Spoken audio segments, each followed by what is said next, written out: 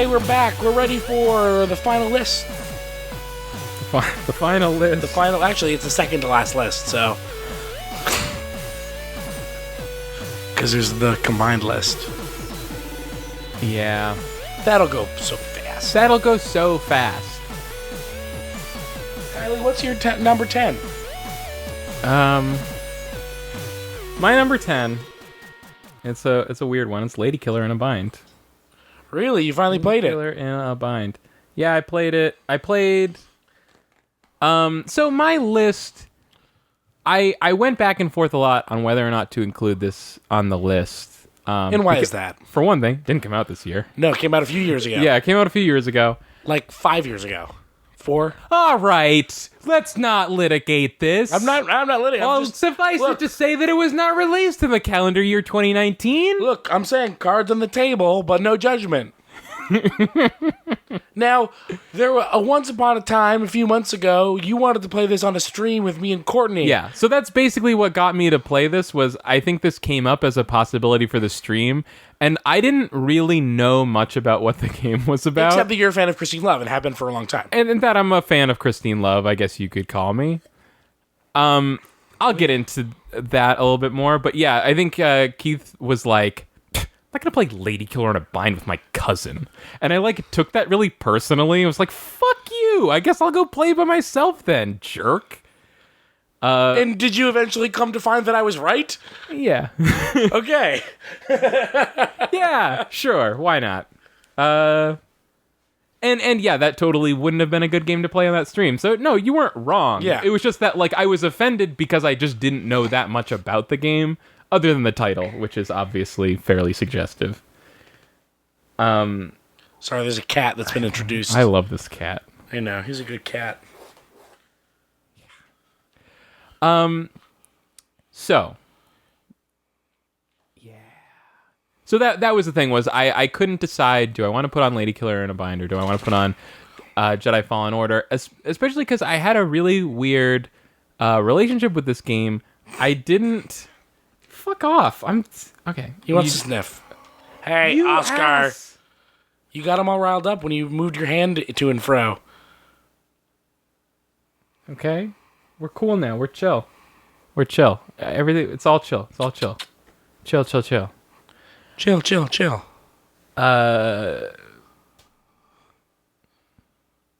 You were not sure whether to put Lady Killer in a Bind or Fallen Order on this list. Or Fallen Order on the list. Fallen Order came out this year. Yeah. And also... Technically a more appropriate choice for that reason. Lady Killer in a Bind. So this is I have a few games on this list, a few more than usual. Every year when we're putting these games on the list, like I said, we have to weigh, different factors, and whether or not the game came out in the year that we're talking about is one of those big factors. And I usually don't end up putting that many games on the list that didn't come out that calendar year, mostly just because I want to make space for other games that did come out that year that I really like. Yeah. This year I allowed myself to be slightly more autobiographical with my list of just here's what games meant a lot to me this year. And I went back and forth when I was playing Lady Killer in a Bind. My opinion of this game jumped all over the place. It is a visual novel. It's... I guess you could call it an erotic visual novel. Mm-hmm. There's a lot of sex scenes. It's a fucking weird story. So I basically oscillated back and forth between being why am I playing this trash game? Yeah. And being wow, this is really different from a lot of other stuff I've played or whatever. And this... It has a very anime plotline.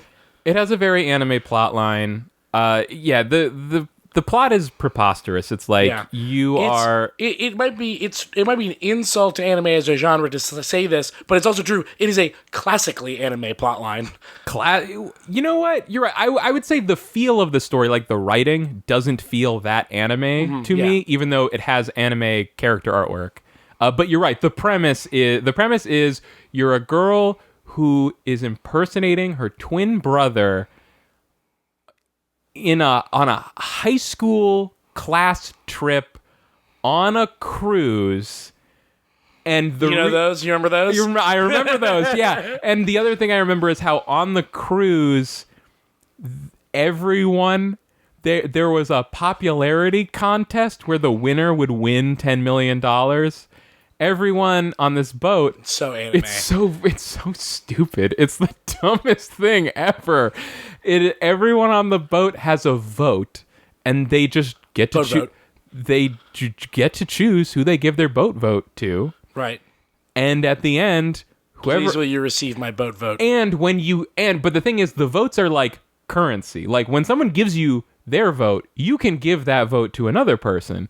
So, and then at the end, whoever has the most wins like $10 million or something totally preposterous. Mm-hmm. You have all these characters walking around like they don't care about the game. Like, I'm not really playing. It's like, it's for $10 million. Yeah. Like, they treat it as though it would be any other school activity where you're just like, I don't fucking care because fuck school. It's like, it's $10 million. What if there's like 5 sequels to this game where just like every school function you can get $10 million? I was like, yeah, I won $30 million at school this year already. I'm good.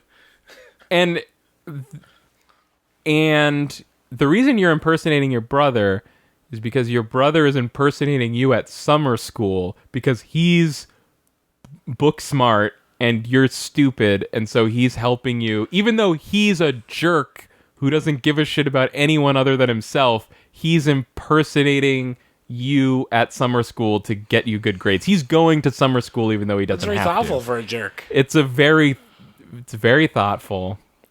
Maybe he's just one of those guys that just only cares about family. A real Dom Toretto type.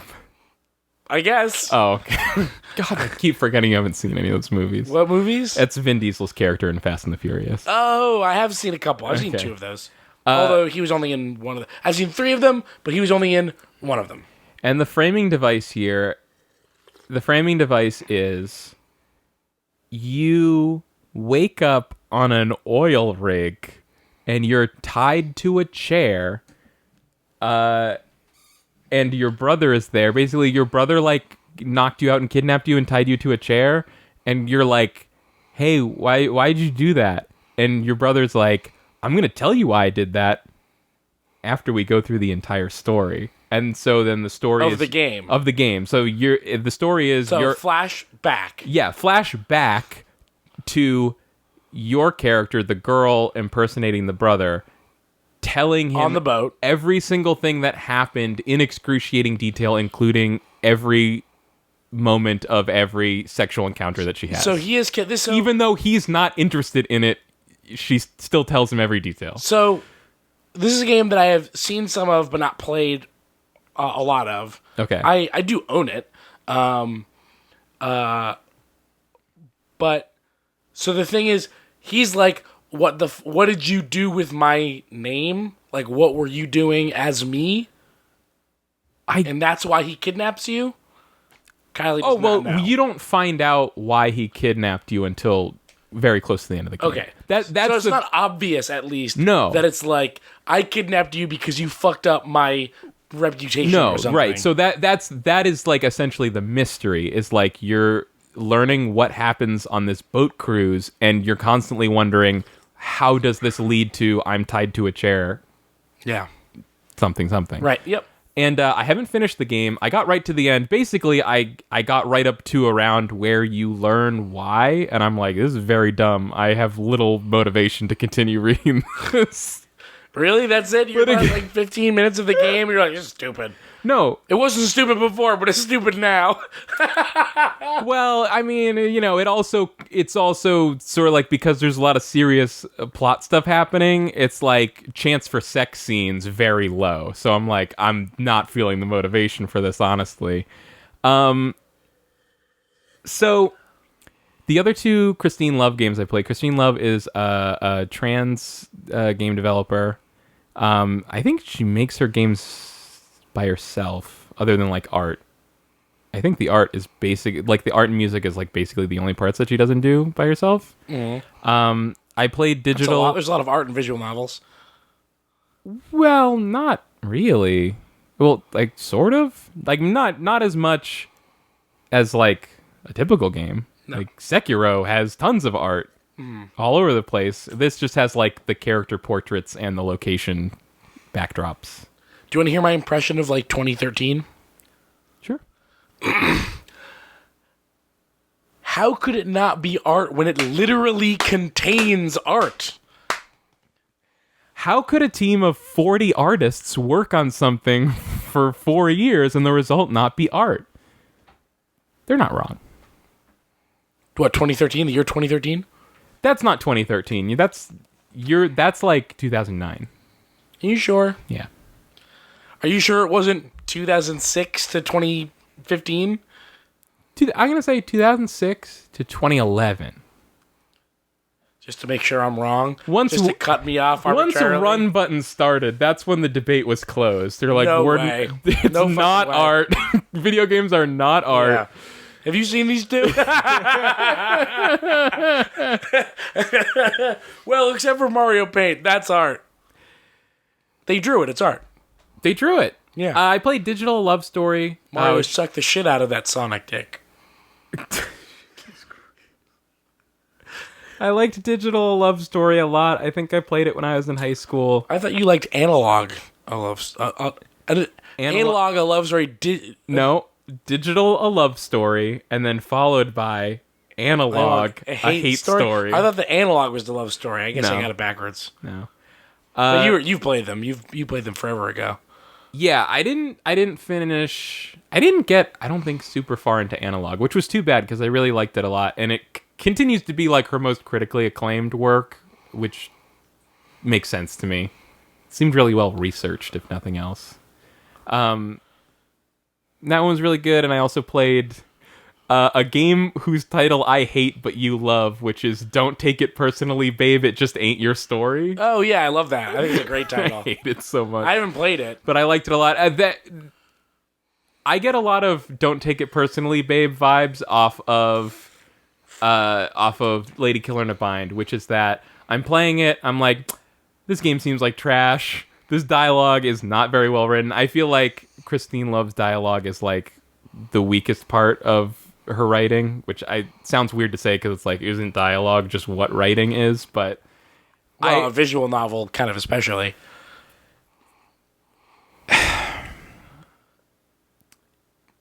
There's a difference between the quality of the writing and the quality of the prose. Yeah, so like as I'm playing through Lady Killer in a Bind, there's like so many like conversations and pieces of dialogue that I'm seeing that are like making me cringe or roll my eyes, and it's like, oh, this is very lame. This is not very well written. But is it not a game that is intending to make you cringe or roll your eyes? It always seemed like that to me. Maybe. I guess it depends on how. I don't know. But yeah, I think the ideas that she expresses in her writing often I find pretty compelling, even despite myself. And also, what does that mean? I guess what I mean is basically what I just said, where I'm like playing the game and I'm like, this game is not well written and the story's very dumb. Like, and then I'm just like, but I love it though. Yeah. I don't know why. Though Lady Killer I don't like as much as any of the other 3 games that I've played of hers, but I still liked it. That's why it's number 10. But more like I included it on the list because I played it.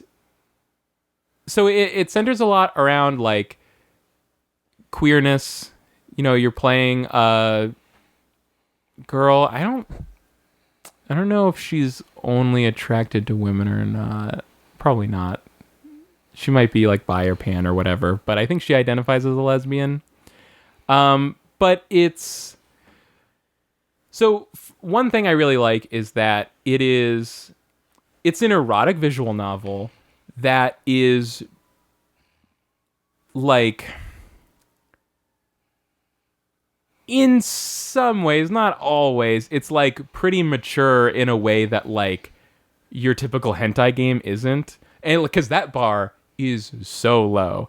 I'm a hecka wicked grosso. I've played some hentai games and like, you know, the subject matter of those games is like, it's like despicable at a starting point. You know what I mean? It's like, you know, it's like, this is mature and refined trash. Yeah, it's mature trash. You know, because it's like these hentai games will be like, you're a boy who moves into a house of a family of all girls, and you can fuck any of them or the mom, even though the youngest daughter is like 12. and you're just like, what are you doing? Like every inch of this game is despicable from top to bottom. And, you know, like, Lady Killer Unbind, like, isn't that. Okay. And it has, like, in a way that, like, is bothersome to me because it's a game about high school students. I assume they're all 18. It's, like, a graduation thing.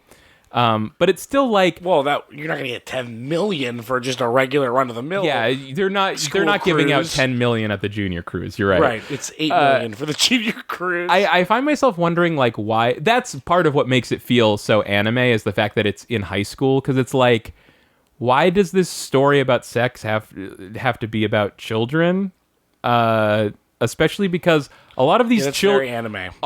It's very anime, and like a lot of these children are like, I don't want to say that they're extremely sexually mature, but they're at least displaying a sexual maturity beyond a high school student. Right. Like, well, we've talked before about how, like, in a lot of anime, adulthood starts at 10. Yeah, right. That's exactly what it is. Fully grown at 15, and then if you're, like, once you have a job, you're as old as you're ever going to get until you're an old man. Yeah. Yeah, so it's not that I'm confused about it. Like, why is this game set in high school? I'm just like... It sucks. It sucks. So I think it sucks, but so here's the other part. It sucks in a way that is like a fully known quantity that like people have been dealing with for decades. Yeah. But you know, it's like it has a lot of stuff around like queerness and gender nonconformity and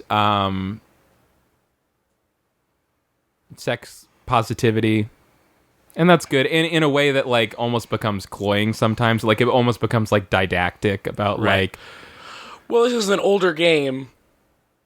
Oh, back when we were just discovering sexual positivity. I mean, a little bit, like kind of a little bit for people of our generation, maybe not just people of our generation, but for people of our hobby. Yeah, sure. This is a hobby full of really terrible people. And also, I happened to play it right around the time when I was first, like, finally deciding to come out and transition. So it just ended up being important to me in that way. What's really weird is, like, I can't really remember... like, a moment where it was, like, I decided, like, I'm definitely transitioning... or I'm definitely going to come out as trans. But I do remember a moment playing this game. I'm going to be very vulnerable right now, Keith. Okay. Don't look at me. Where I'm playing the game, and this was after I had already decided to come out and transition, but so I'm playing this, and it's not like I didn't notice these things in the game happening before, but it was like, I'm in this moment where the character is talking to with the hacker character who I didn't like, but she's talking to her, and she decides to like reveal that she is an imposter, that she's impersonating her brother, and that she's actually a girl, and the girl that she's talking to doesn't believe her, and it was just like it kind of like hit me in this moment of like, I'm a girl who people don't believe is a girl, and the framing device for this game is this girl being tied to a chair as she's being menaced by her male counterpart. And just in that moment, I just like broke down crying, like crying into my hands, crying. And so that's it.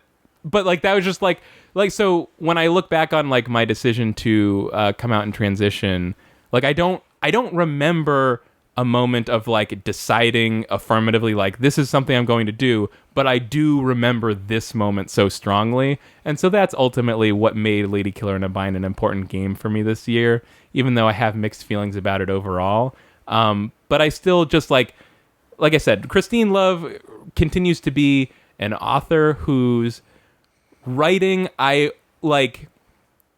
it happened with like digital and Don't Take It Personally and Lady Killer in a Bind, where I'm like playing the game and I'm thinking to myself like intellectually like, this is mediocre. But then somehow by the end I'm like in love with it. I also took a really like a 6-month break from the game and came back to it.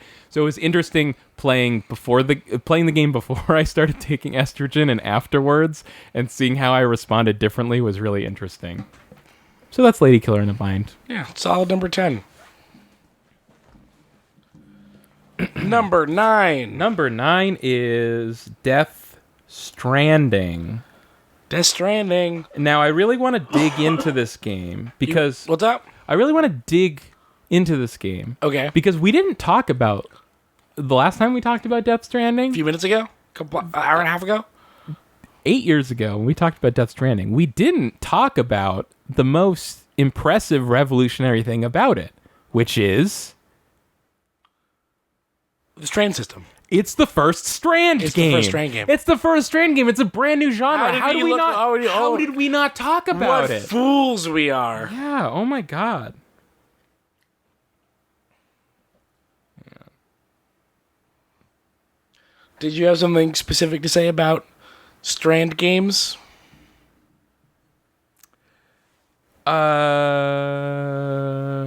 Yes. Sorry. Taking a break to read the chat real quick. All right. What are you doing over there? I was gonna give points to Death Stranding because it's our first overlap. Oh, we don't have to do the points thing, I don't think, because it's with just two of us. It's just you insisted on doing it the last couple of years. It made things go pretty fast. Actually, I don't think we did it last time. We did. Yeah, we did. Well, I just mean that like for this one, we don't have to weight them because we can literally just like. Do this. We could literally just... I'm putting my fingers together. We can literally just be like our two number ones, and then... Does that make sense? Let's do the weighting. I like the weighting. All right, do the weight. It took you so long to convince me of the weighting, and now finally I agree, and you're like, nah. Okay, I don't remember you being against the weighted thing, but... Last year or 2 years ago or something, I was like, do we really have to do this? And you were like, yeah, it'll help it go faster. And then by the end, I was like, yeah, that did help it go faster. Okay. My number 8 game is... Oh, did you really have nothing else to say about Death Stranding? No! Okay. My number 8 game, Gundam Breaker 3 Break Edition. Yeah, let's talk about Gundam Breaker 3 Break Edition. Not even the Gundam Breaker that came out this year. Because I think there was one. Gundam Breaker 4, it was not well received. Called New Gundam Breaker. Oh, and sure. it was not well received. And this goes on my list because, I had a lot of fun with it. But it was just such a great surprise to learn about this game. And also kind of goes in with a thing that was a big part of my year that wasn't a video game, which was building Gundam models. Right. Which I'm back on. I'm back on that bullshit, Keith. Gundam Pla, yes. So Gundam What Breaker. does the PLA stand for? Plastic? Gundam plastic? Yes, well I learned this. It is sort of plastic. What I learned was that Gunpla stands for Gundam Plastic Model. And I'm like, where's the model in Gunpla? It doesn't work. Yes. Yeah? It's a nested portmanteau. It's Gundam Plamo, and then Plamo is plastic model. Because Plamo is already a term. So it's Gundam Plamo. Yeah. So it's Gundam Plastic Model, then Gundam Plamo, then Gunpla. Yeah. Okay. Because Plamo was already a term being used. So this was Gundam Plamo. Gunpla. Got it. So what Gundam Breaker is, so this was, I still have it, didn't post on it for a long time, now I'm posting on it again, in the Run Button Discord server. I have a little special channel called Serious Gunpla Only, and don't you dare break that rule. If you're going to post in there, it has to be serious. It's very serious. Where do you go to post unserious Gunpla, and where do you buy unserious Gunpla? I don't fucking care. Anywhere else. Know what I'm saying? That goes in the Coco Zone. Okay. Non-serious Gunpla goes in the Coco Zone. Which is almost non-serious. Anything can go there? Yeah, almost anything can go there. Actually, I love so much that I don't like the Coco Zone at all. I don't like going in there, and I don't like the things that get discussed in there. But I do love that Courtney is genuinely in there every day. Yeah. Like, it is a true Coco Zone. It really is the Coco Zone. Like, again, if you don't remember, we have a channel on the Discord server called the Coco Zone. It's Courtney's Zone, and she's in there. Go talk to her. And she'll talk to you about anything, really. anything you want.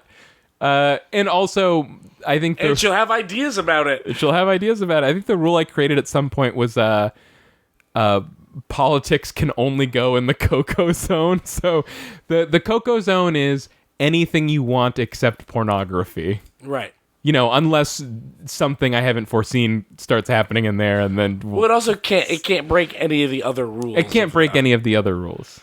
But like, there's nothing off topic. Yeah. And so what Gundam Breaker 3 is, so I was, you know... So Gundam Breaker 3 is the Coco Zone. I'm posting in Serious Gunpla only, and I think somebody was like, hey, if you like this Gunpla stuff, and you like video games, which I've been known to dabble in, especially on my podcast, Dabble. And this is months and months ago. This was months and months ago. This was around March. This was March. Okay. And they said, hey, check out that Gundam Breaker 3.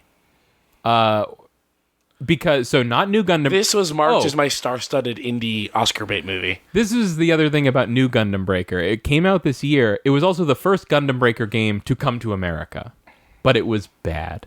But Gundam Breaker 3, I think, was the previous one that was good, and it did not come out in America, but it did come out with an English translation in the Asia territory, which is separate from Japan. And that's pretty common. So you can totally like go on Amazon, import a copy of Gundam Breaker 3 for PS4 or Vita. I actually ended up getting both so that I could works. So I could play on my Vita and transfer it over. Yeah, it just works, and it's in English, and it's like totally fine English translation, completely serviceable. Here and there you get like an odd wording, but there's never something that's like so broken you don't understand it.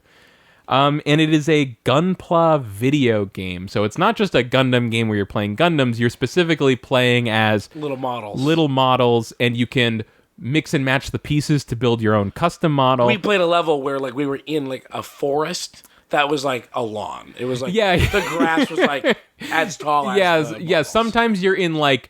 Sometimes you're in sci-fi looking settings, like you're in an industrial warehouse. It's like you're in a Gundam hangar, but also sometimes you're in a person's backyard. Is the idea that it's a set? It's like someone built a Gunpla set. I think it just kind of plays fast and loose with its canon. Okay, it's like sometimes you're on the moon, sometimes you're in a backyard. And in the same way, like in the Gundam fiction, like in Mobile Suit Gundam, all the Gundam are pretty much the same size. But in real life, Gundam models come in a variety of sizes, and that's reflected in Gundam Breaker. You have the big 1/100 models, 1/100 scale models. Some Gundam's mothers are bigger than other and Gundams. Yeah, some others' mothers' Gundams are mother Gundams. And so some Gundams small. Some Gundams are bigger than others. And then some Gundams' mothers are bigger than other Gundams' mothers. And then some Gundams' mothers are SD Gundam mothers, and those are the smallest mothers. With the still big head. Still big head, though. Yeah. Big head. Yeah. Small Gundam, big head. Yeah. And it's just a lot of fun. It's kind of like it's just a hack and slash game, basically, but it also has some shooting. Yeah, I kind of feel like the combat is pretty boring.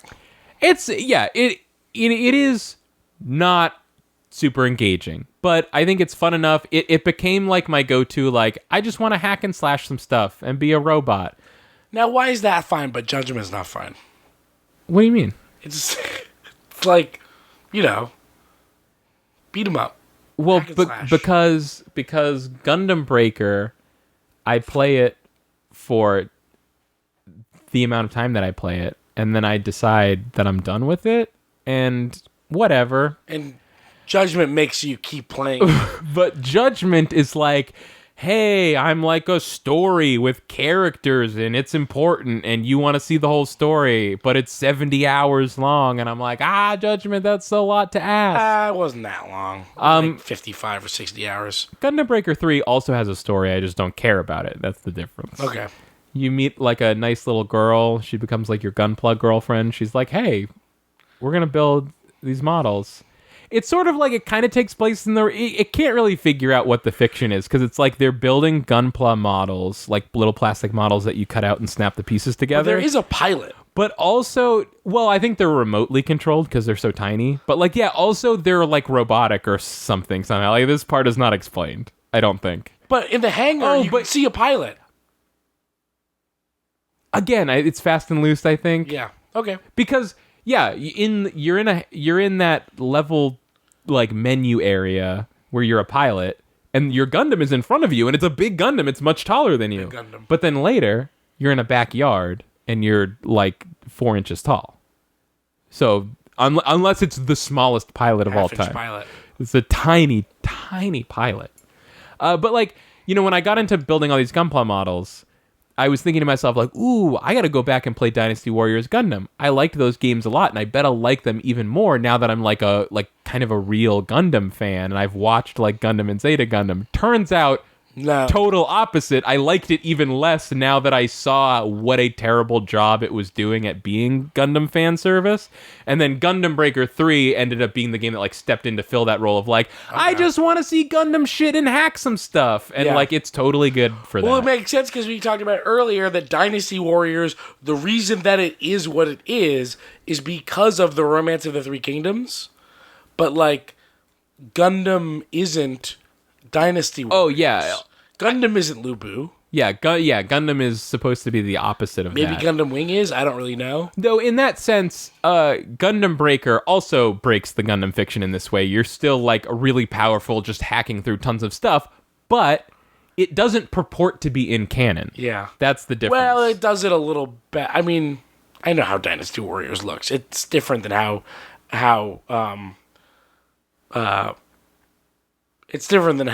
Gundam Breaker looks.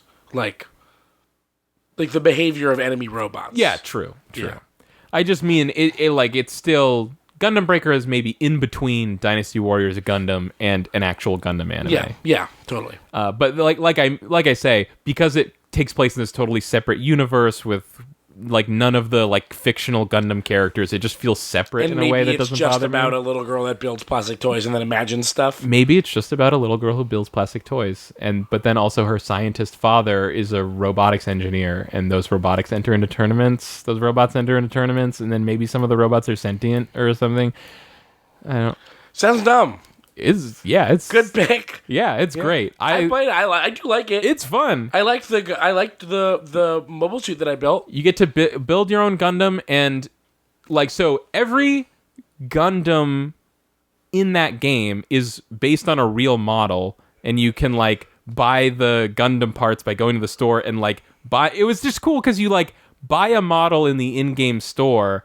And it, like, shows you a box, and it's just, like, the actual box. I was like, shit, I have that model. That box is, like, over there on my shelf. That's fun. And, like, all the different parts have stats, and you mix and match them, and then you can, create a paint job. There's, like, ridiculous amounts of customization. Gundam Breaker Skylanders. Whoa. What if you could scan a Gunpla into the game? If Toys to Life didn't die a tragic death and instead just kept growing, that would happen 100%. Yeah. That would absolutely happen. RIP Disney Infinity 2.0, it was kind of okay. Yeah, so that's all I got to say about Gundam Breaker. But also, building Gundam models is fun. It's just like Legos, but also at the end of it, you can detail it and stuff. And I've really enjoyed, over the past year, getting better at detailing my Gunpla-dums.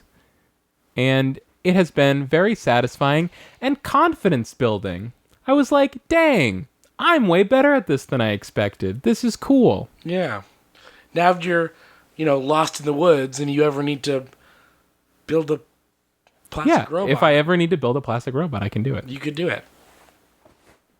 Look, I'm just saying, I know a lot of people out there, right? I know you. You listening? I know you. You've gone on Amazon and you've been like, I really like Legos. I'd love to build a Lego kit. And then you went and looked at the prices for Lego kits and you were like, I don't want to spend whoa, $150. never mind. Yeah, I'll go do something else.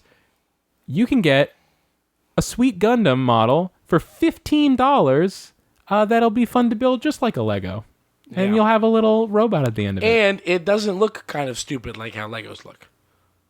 Though it does look kind of stupid in a different way because it's like now I have like a shelf on my bookshelf that's just like full of robot toys. Yeah. You know? And my daughter saw that shelf the other day and she was like, why do you have all these boy robots? All these robots are boys. And I was like, well, this one is like a girl. And she's like, but all the other ones are boys. How come? And it was like, okay, one, let's have a conversation about what makes a robot a boy or a girl. But also, I don't fucking know. Ask Bandai. Ask Bandai. Anyways. What about Namco? No, they're out of it. They have no part in this. Is that true? I don't know. I don't know what the deal is with them now. They're owned by Namco. Now it's Namco Bandai. Then it's just Bandai. No, it was. Who knows? It was always that Bandai bought Namco, or they merged, or whatever. The company was always Bandai Namco in Japan, but because Bandai wasn't a very well-known brand in America they called it Namco Bandai, and then at some point they were like, "Oh, no one even remembers what Namco is. Never mind." Right. Okay, that makes sense. Number 7, Disco Elysium. Any more thoughts on that? I'm actually surprised that at this point there's still 50% overlap. Wow. Yeah. I do not have anything else to add about Disco Elysium. When I started the game, I walked outside of my hotel room, and there was that girl there, and it gives you the option to be like, hey, let's fuck. And it was like... Really? I don't remember that It was like an 8% chance, and I was like, let's roll these dice. And I succeeded. She didn't have sex with me. F-. Screw this game. Was the succeed that she was nice about it, and the fail that she was mean to you? Probably. Yeah, that makes sense. Number 6. See, that's a good game. Number 6. Success doesn't mean that you just do whatever you want. Exactly. I would love to see a version of Disco Elysium that operates on the fucking Apocalypse World partial success system. You know what was interesting? I heard you talk about before, like, a lot of people don't like Disco Elysium because, like, it lets you be a fascist. And, like, that's not cool. Well, I was also worried about that. Like, I didn't know for sure how the game would handle just, like, letting you be a fucking racist piece of shit. Yeah. And I think it ends up being... It's a complicated issue to say, like, where's the line? Why does Disco Elysium get away with it? But, like, you're gonna give The Outer Worlds all this shit about, like, letting you make bad decisions, or like any other game. Right. It's perspective of the writing team. Yeah, the perspective, partially. Like, and also, so it's one of those things where it did end up feeling like, in order to truly say that you made the correct choice, you have to be offered the wrong choice. And also, I didn't pick any of those options. And Disco Elysium is willing to give you a much more wrong choice than most other games. Yes, it is. Like most games, the bad choice is killing someone for no reason, which is horrible, but also cartoonish. Like, in Disco Elysium, the way that you are a bad person is a very real way. Yeah. Which isn't a compliment as much as, like, it really is. It can be a lot. It is a lot. But I didn't pick any of those options. I actually did say one fascist thing by accident. Dang. Yeah. It was a mistake. I misinterpreted what I was saying. Sorry, you're canceled. But I said, like, 30-something communist things without even doing, like, the very overboard communist shit. I'm sorry, Keith. Cancel culture is the ruling law now, and you're canceled. Oh, no. Welcome to Revachol. Cancel culture is real, and it's good. But what was interesting to me is I think it was Ben Pack on the Giant Bombcast was talking about playing Disco Elysium. Whoa. Yeah, suck it. And something I hadn't thought about before was, like, there's this really kind of, like, When was this? What is this? Is this during the Game of the Year blow stuff? blow your nose first. No, this is not. This is to... Oh, to wipe up the thing. Okay. I saw Keith get out a tissue, and I was like, brace for impact. Do I sound stuffed up to you? A little, yeah. Ben said that playing Disco Elysium, something about... Is this for Game of the Year, or is this something earlier? A Game of the Year, I think. He's saying that in playing it, it made him realize that, like, at some point, he played a bit of it and then realized, like, oh, I have been kind of an asshole to everyone that I've been interacting with. And it's an interesting thing to think about, where it feels like that game would actually make it more difficult to accomplish your goals if you're mean to people. Like, it gives you the option to be a piece of shit, but it doesn't seem like it's going to, like, the characters that you're being a piece of shit to are going to let you off the hook for that. Yeah. And well, the classic Star Wars thing, like in the like a light side, dark side thing, like the KOTOR thing. Right. The thing about the dark side is, like, doing the dark side stuff tends to get you, like, more money, more XP, more, like... access to higher level skills faster. Yeah, technically... It's the quick and easy route. And it's, like, that's, like, what being a light side character means, is, like, having a more difficult time because you didn't kill someone for no reason, which is facile. Like... Yeah, it is. Listening to Ben say this, it made me remember, like, oh yeah, it's something I don't think about that often, because I don't play games this way. I don't really, like, identify with wanting to do this, but, like, I think there's this learned behavior that a lot of people play games with, where, like, when they were a little kid, they just played games by doing mean, rude shit to everyone in the game because it was, like, funny, and it was, as a kid, you're very restricted in what you can do because you have to live by everyone else's rules, so it's really freeing and fun to just be able to do whatever you think of. Yeah. And I think people have, like, some people have that behavior ingrained in them. They don't even realize that they go through these kinds of RPGs just being an asshole to everyone. Like, fuck you, I'm gonna kill you. I know exactly what you're talking about. I mean, you're talking to the person that's played the KOTOR games dozens of times, and I've never done a real dark side playthrough because it makes me feel so horrible to do that. But, like, like, people will just, like, and even people who are more casual about it, they'll, like, play Mass Effect as a good guy, and then they'll be like, now I'm going to be a bad guy. I'm going to push everybody out a window. I'm going to shoot everybody in the head, betray everybody. Like, why? Right, yeah, why? What? But I think it's really interesting we talk about how, like, the way this game frames things, like, for whatever reason, it, like, seemed to knock Ben out of that pattern of behavior. Yeah. He, like, stopped and went, like, wait, like, I haven't been thinking of these people like real people. I've been thinking of them as ghosts in a video game, and so I wasn't actually paying attention to how I was treating them, and now I'm thinking about it, and I've kind of been a piece of shit. It's Gavin shooting the Marines. It's interesting. It's Gavin shooting the Marines. Yeah. Sounds more pathological. But is this not pathological? No, I know. It was just...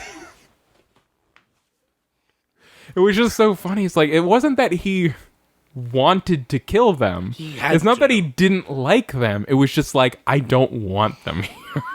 Yeah, and when you don't want someone here, you kill them. You kill them. Number 6. It's not a criticism of the game if you can just get rid of them by killing them. My number 6 game of the year is... I've been listening to the Comedy Bang Bang, like, best of thing that they do every year. How dare you interrupt me with this? Well, this better be good. It's not good. It's just an earworm. You know how they do, I guess, I don't know the last time you listened to a Comedy Bang Bang best of, probably forever ago. It's been a while. Speaking of. Well, the weird thing is... Well, for me, it's been 1 week since I've listened to a Comedy Bang Bang best of. And they still are doing the thing that they've been doing for years and years and years, which is they have, like, the old school, like, radio people who, like, do the countdown, like, number 8. And whenever you're saying number 8, in my head, I'm just hearing, like, the number 8, like the rate, you know what I mean? So I can't get out of my head. Okay. Keith, what's my number 6 game of the year?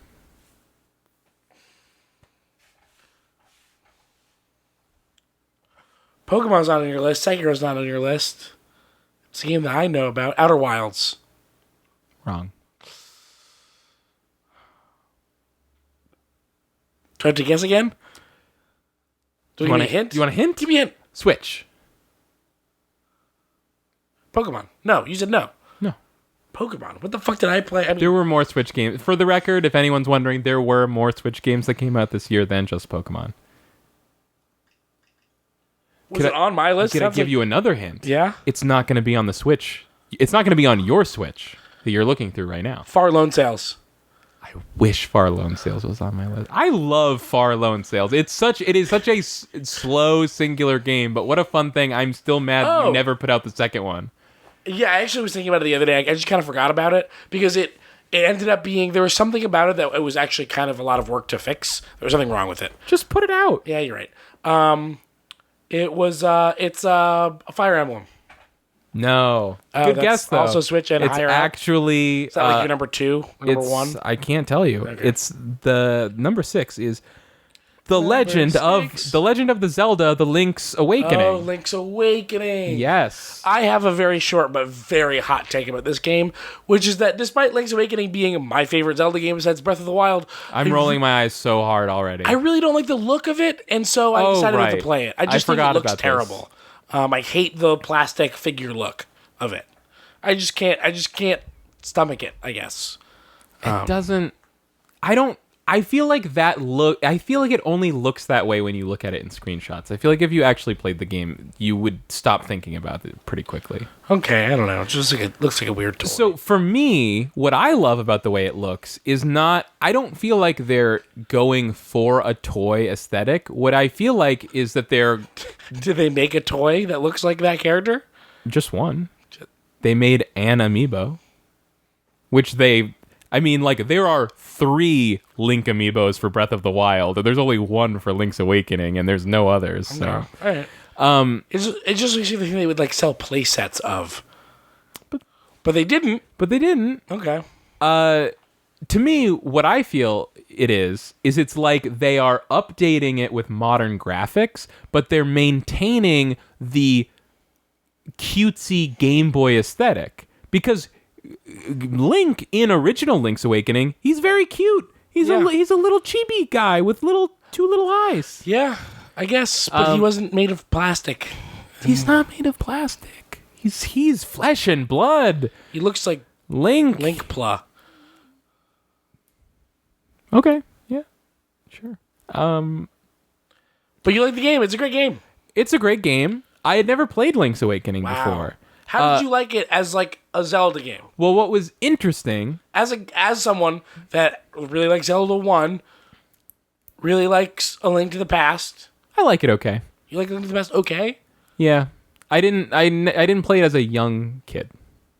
I didn't play it until it came out on GBA. Zelda 1 then is your big one. Yeah. Okay. I like that. I like that Zelda 1. I like that Ocarina. Oracle? Or you like Oracle? Well, that's the interesting thing is that I had never played Link's Awakening, but I had played Oracle of Ages and Oracle of Seasons, which are basically like standalone expansion packs for Link's Awakening. It's like the same engine, all the same kinds of art. Yeah, I was a big fan of those too, but I always liked Link's Awakening best. Yeah. So those 2 games... Specifically, it's expansions for Link's Awakening DX. Yeah. So those 2 games are very similar to Link's Awakening. So it was interesting playing this remake because it still felt very nostalgic because it felt very familiar because it was so similar to those Oracle games, but at the same time, a brand new game I had never played before. No kangaroo. So I liked it a lot. No kangaroo with boxing gloves. Yeah. If there's one criticism I can level against this Link's Awakening reboot is that it does not have a kangaroo with boxing gloves. Yeah. It also doesn't have a sleepy bear with wings, and it doesn't have a spiny dinosaur. Spinosaur. I'm willing to hear you talk about this more for sure, but it's... What else is there to say about a Link's Awakening? Are you a Irish person now? What else is there to say about this awakening of Link? Something's happened. I'm trying to think. I'll say this. I was I knew... What'd you know? I knew, the premise of the game and the how the game ends and stuff. I was surprised by how much Mario stuff is in there. I knew there was a little bit, but there's Mario shit all over that game. I don't remember it. There's even an enemy that's like a creepy off-brand Kirby who like sucks you in. Oh, I do remember that. It's wild. Yeah, there's like piranha plants, there's Goombas. Very strange. Nuts. There were a few points that were very tough. Like I like really got stuck a couple times, had to bang my head against it. Combat or like progression? Like like where to go. progression, like where to go kind of stuff. The only time I had to go to a guide was there was like one dungeon I couldn't figure out how to do it, and it just turned out there was like some basic enemy that I thought was unkillable that I just hadn't figured out how to kill. But yeah, it was just, you know, it's a standard Zelda, you know, it sounds well. It sounds it's the game that helped define what is a standard Zelda. Exactly, right? It did. You know, I would say maybe Link to the Past did that more, but then Link's Awakening, you know, I think it's like those two. It's like, those two, yeah. So it felt great because I loved Breath of the Wild, but I still have a lot of affection for that traditional Zelda formula. So I like that I had this to play, and yeah, I mean, like it sounds it's really impressive that a game that old could be that high on your list. Yeah, it's super good. It's still totally good. Like I came away from it being like, yeah, I totally understand why people say it's their favorite Zelda game. Like it sounds dismissive to just be like it's a standard Zelda, but like it's a standard Zelda in a really good way. Yeah, and just, you know, and it also, even though it still has 9 dungeons like a typical Zelda game, like very fast. Like it's not a long game, so I didn't feel like it was slowing me down. Like I got to the end of it. Yeah. And I went into my like second playthrough of Oracle of Ages because I was just like, I want more Zelda, more Game Boy Zelda. That's Link's Awakening. The frame rate issues, they were never a hindrance to playing the game, like the choppy frame rate here and there. It was just so bewildering because the game looks really, really nice, but stylistically nice. Like there's nothing technically complicated about the visuals. Well, that we know. I mean, I think it looks photorealistic, but photorealistic of toys. I guess I would say it does have this tilt shift effect where the edges of the screen are blurred when you're in the overworld, and like maybe there's something about that that's causing it. It is just like, I know I'm like the last person on the planet to say this, but it was like just very strange because that's not a thing you expect from a Nintendo game. It wasn't developed by Nintendo. It was published by them. It was developed by an outside team. So I guess that kind of explains it. But like you just think of Nintendo games as being like technically rock solid. Yeah. But whatever. Although there was some Breath of the Wild slowdown. That's true. Yeah. There was specifically one very intense case of it. My next game on the list, number 5, is Sayonara Wild Hearts. I've heard of this, but I haven't really seen it. Late entry. Is this like a rhythm game? This is a late entry. It's more, I would almost call it more of a music game than a rhythm game because everything happening in the game is timed to the music, but you're not required to have good rhythm to complete the game because there are parts where you have to like push a button in time to prompts on the screen, but it does this thing where you only have, it will actually like, so it's like it shows you a circle and then a larger circle closes in and you have to push the button when the 2 circles overlap. But what it will, Elite Beat Agents, like exactly like Elite Beat Agents, but the difference is Game of the Year. I changed my list. Instead of you missing it if you don't push anything, when the 2 circles overlap, it will straight up just like pause and just wait for you to push the button. You just don't get as good of a score bonus from doing it. Sayonara Wild Hearts is... Oh, well, I'll just put it the way Jordan Mallory put it in his Game of the Year list. It's the only game brave enough to answer the question, what if Thumper was a gay Dreamcast game? So it's like... Thumper from Bambi? No, Thumper the video game. I haven't played it. So, Sayonara Wild Hearts, it's one of the... It is, they bill it as a pop music video game. A pop album video game, because it's like... It's all songs from like one artist. So let me think. It's like an album that's like 8 songs long, and then the real songs like that have lyrics and stuff that are like legitimately like this is a song. Though, like as you would think of it being in a pop album, those are like the boss fights. Those are like the major points, and then like each chapter has 3 like instrumental electronic tracks that happen before that. And there are so many different like, you know, one-off mechanics and sort of, you know, gimmicks you can call them, that each part of the game, there's not a lot about the game that you would say is like intrinsic to everything in the game, but it is a game where you're like going straight down like a highway. Like, you know, the first thing is you're on a skateboard and you're going through something that almost looks like Rainbow Road, where you're like in a void and you're just like collecting little pickups and everything's timed to the music.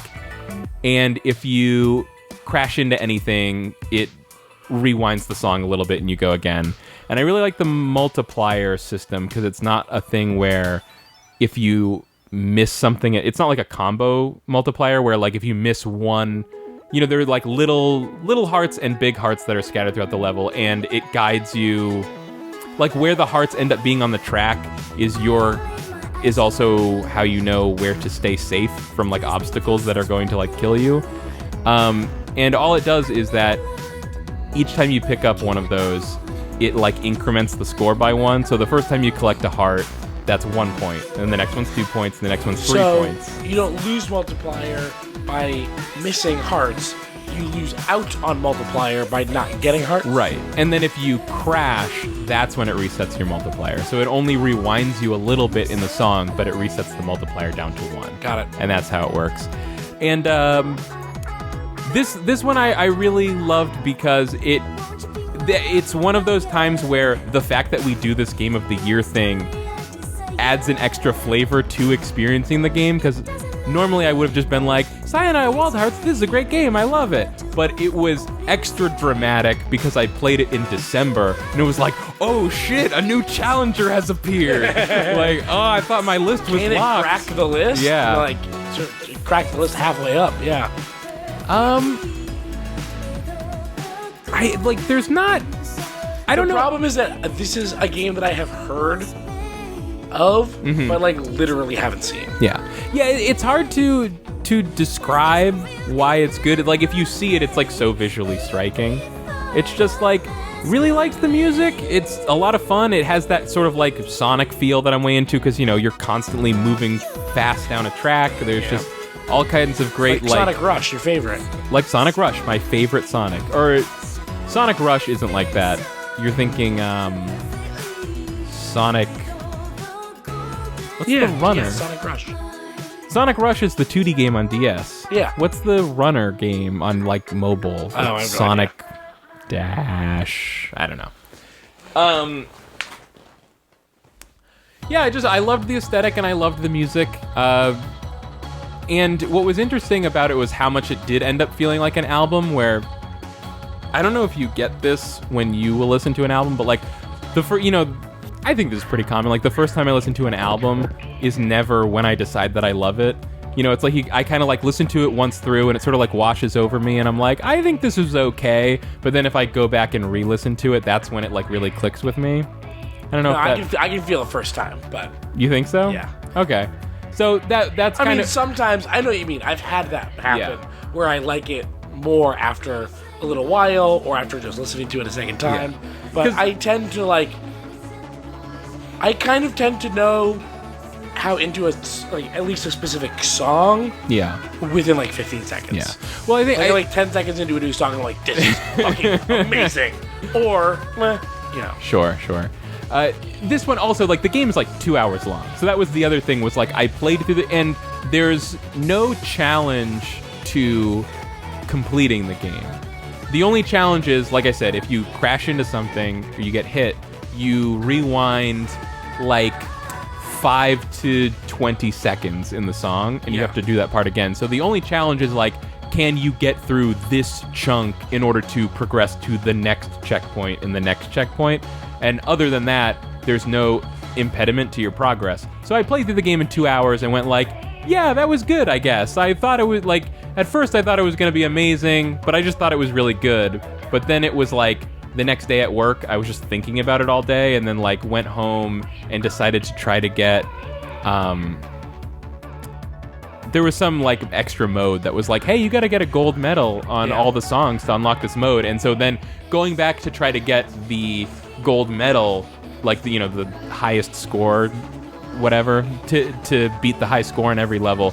That's when I really got into it and really appreciated being able to see all the details that I'd kind of glossed over, and like how it, like the visuals of the game and how they match with the song and all this stuff.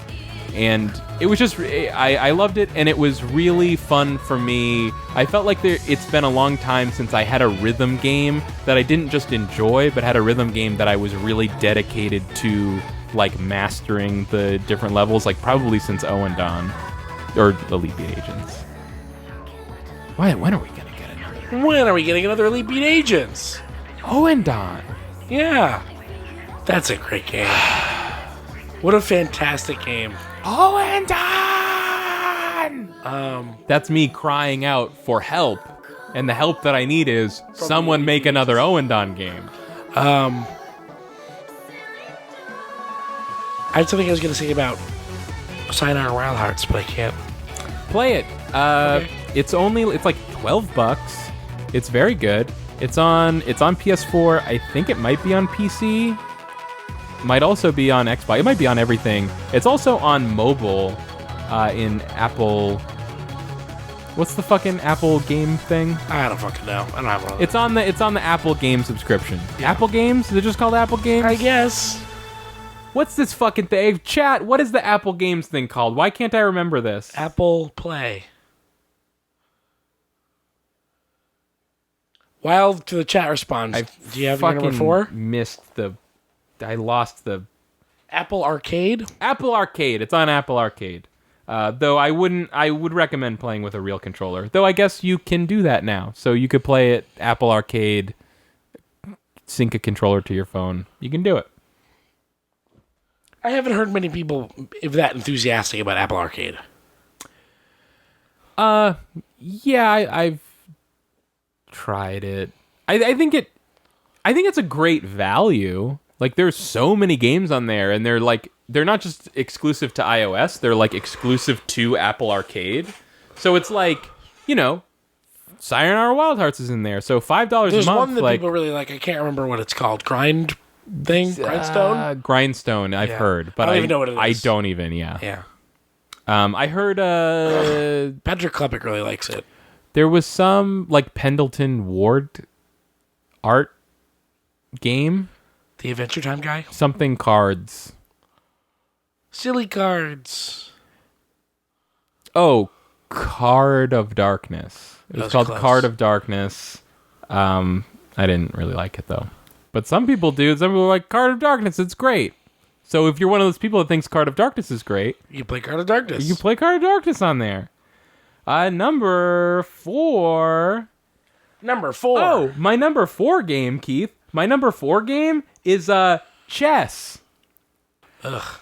Damn, chess. What a good game. Who knew? Chess. You've heard of chess? Yeah. That's the one with the castle and the horse. It's got the castle and the horse? Yeah. And you move it around on the squares? It's really good. I literally don't believe you. It's so good. You know what it is, Keith? It's like Fire Emblem. It's like a Fire Emblem if it didn't have stats. If it was just the pieces. Well, can you... You just named 2 games that I am not interested in playing. Hey, everyone. If you like Fire Emblem, check out chess. Check out chess. It's not bad. So, here's the thing. Here's why I don't like chess. No, I don't want to talk to you about why you don't like chess. Give me a minute. Give me one more minute to talk about. I'll talk about chess, and you can tell me why you're naysaying chess. I don't remember how this got started, but I just got into playing chess on my phone this year, and it's one of those things where even if it would almost be dishonest to not put it on my Game of the Year list, because I spent a ridiculous number of hours this year playing chess on my phone, playing chess.com app. Download the chess.com chess on your phone, and you play it. My screen name is Kylie and Knuckles. If anyone wants to challenge me, though I haven't played chess in a few months. But, there was months there where it was just like I had, like 5 games going at any time. So I'm like at work and just every once in a while my phone's like, bloop, so-and-so made their move. And then it's just so fun because every turn is a puzzle. So like every turn I'm just sitting there, I'm like staring at that board, just analyzing, just chewing over which piece do I move? Where do I move it? And what's great about the chess.com app, I think a lot of chess games have this. It has a thing where you can mock play ahead. So you can sort of like test out moves by saying, okay, if I move my bishop here, they're probably going to do this, but then I would do this, but then they might do this. Like you can like start like actually plotting out like several turns ahead. That's a good feature. It's a good feature. Yeah. So I had a lot of fun with chess. Yeah. I got so into chess that I had multiple friendships become strained by me being mad at the other person for not taking their turn in a chess game with me. So if you're listening to this and you're one of my friends, know that you're not the only one. I also got into a chess dispute with someone else. She's not sorry. She's just saying you're not alone. Oh, of course I'm sorry. Okay. I'm almost entirely sorry. The person I'm the least sorry at won't listen to this. Name names. No, I'm not. I won't. Name names. I won't. All right. You can't make me. The person you're the least sorry at won't listen to There's this? like one person where I'm like, I'm a little bit sorry, but also it wasn't super cool the way that you handled that chess game. That chess game. If we're friends, play your chess game with me. I've got to say, the chess thing, it doesn't sound healthy. It wasn't. So maybe that's a criticism of chess. They might keep it off of your top 10. And this game makes me sick. Number 4. Chess brought me to a bad place. Well, I got better. So the thing that I like about chess, and I don't care, the chess that you're talking about, whatever. Like, you're not at the level that I am worried about. But, so, You're saying I gotta step my game up? No, I'm saying don't step your game up. Whoa. The chess that so, think about, like, world record breaking runners, sprinters, or cyclists. Uh-huh. And they go to a sports scientist. And they plug you up to machines, and they take your blood, and they test your, body's Take your blood. wind And they say, resistance. ha, we got it.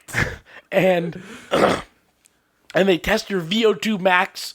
They test literally how efficient your blood is. Where the fuck is this going? At carrying oxygen, and like literally like trying to math out your endurance on a scientific level. And then they go like, oh, you literally can't break the world record, so stop. Don't try.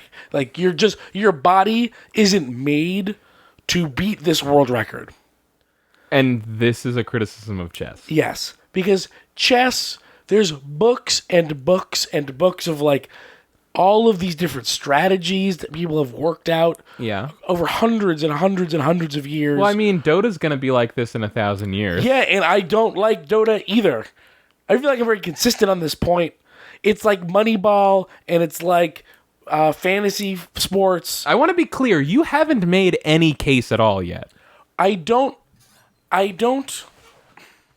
You don't like I don't like when a game becomes math that you can solve. So, but the thing about it is that, like, the math of chess is so insanely complicated that no one really can solve it. That's why people are still playing chess. People are still playing fantasy sports. But it's not about whether you can successfully do it or not. It's about, like, if I knew enough about chess to, like, do a move, like a known move, and my opponent was like, oh, you did that move, so I'll do this move as a counter, this also known move. And I'm like, that's so boring. Just play a game. You're right. It is a little... I understand what you're saying, but especially at, like, the level I'm playing at, it's like... No, I agree. That's what I was saying. Yeah, but, like, you're essentially getting mad at, like, chess grandmasters, but, like, fuck just... them. You're not... neither of us are ever going to be a chess grandmaster, so, like, what a weird reason to swear off chess. I still think I think there's intermediates that do the same thing. But there's, like, The thing is that the permutations, like the possible permutations of a chessboard, there's so many of them that like these sorts of strategies are only memorized. Like you're right, there are like there's a name for every possible first move of chess, and then there's a response, a agreed upon best response or one or two best possible responses to all of those opening moves. Mm-hmm. But like beyond that, it breaks down very rapidly. Chess has bad vibes. It's really good. But like, think about this though. It's the same thing of like when you're playing a Halo game that you've played 1,000 matches of this Halo game. You know exactly where the sniper rifle is. You know exactly like the perch you want to snipe on. You know that like the players on the other team are going to come around this corner because they're going here, but like maybe if they're not, that means they're on this, like once you know the map at like the back of your hand, you could say like, well, why is it still fun? It's like because even though you know all the strategies, you might be playing against people that also know all the strategies, and that's fun. I guess, but something like Halo, there's only like 40 spots on the chessboard. Or however many. How many spots are there? 6 times 8, 48. 48? There's only 48 spots. I was close. But there's 48 spots, but there's 16 pieces per side. Right. So any one of those 32 pieces could be in any one of those 48 spots. And if you start doing that math, it's a lot of combinations. There's these ones can only move forward. These ones can only move down. So well, sure. One bishop will never be on a black. Right. One bishop will never be on a white. It's not, but it's not the point. I just don't like the math of it. I would rather play a game. Keith, I used to be like you. This was not my exact problem with chess. I think my problem with chess was more like I felt like it was too restrictive. Also boring. That you could. I did think it was boring, and I just thought it was like really hard to know. It's just that's the thing. I learned how to play chess when I was like 6, but I never really loved chess until this year. I'd rather play checkers. No. Chess's idiot brother. So yeah, it was like that same feeling of like if the same reason I would just play Capture the Flag on Ragnarok and Halo 4 over and over again, or the same way someone wants to play Dota on that same stupid map over and over again, like earlier this year, I just wanted to play chess over and over again. It was really fun. I've never had the impulse to do something over and over again. Yes, you have. What? Halo. I literally gave you an example relevant to you. But I've never wanted to play the same map and the same configuration over and over again in Halo. Well, but you played... But also, that's also not me either. That's why I bring up the Capture the Flag on Ragnarok example, because that's the only time that's ever happened to me. Right. But it was really fun. There were, like, times when, like, there was a time when I was in a really close match that got really intense, and I ended up taking, like, it took me 72 hours to decide on what my move would be. Like, I just spent hours just staring at the chessboard and, like, testing moves and trying to decide what to do. But eventually, I made the right move. I kicked that guy's ass. It was dope. Chess rules. See me on the board, motherfuckers. But also, that's, it's a specific kind of chess, but if you're playing chess in front of someone, you can't take 72 hours to decide what to do. Well, no. I was playing chess.com. Chess.com app. Chess.com app. Well, it was a 72-hour game, which meant each turn you have 72 hours to make your turn. Okay. So like I literally got like right up to the point where I could not take any more time, and then I made my move. But motherfucker, if you got more shit to say about chess, why don't you catch me outside in the park at one of those city-built chessboards? Do you feel like there's any similarity between your engagement with chess this year and your engagement with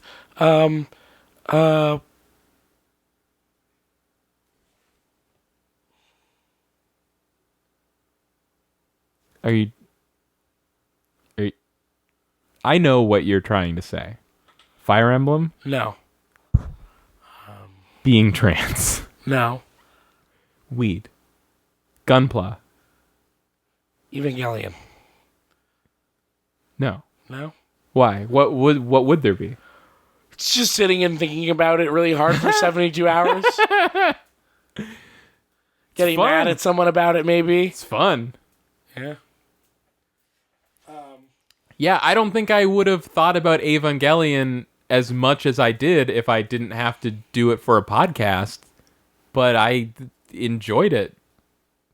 You know what I mean? It's like, if I wasn't doing it for a podcast, I probably would have just watched Ava once and gotten to the end and being like, I don't like this end at all. Yeah, this is stupid. This is stupid. And then just be done with it. But because you were doing a podcast, everyone knows if you watch anything for a podcast, you have to watch it 3 times.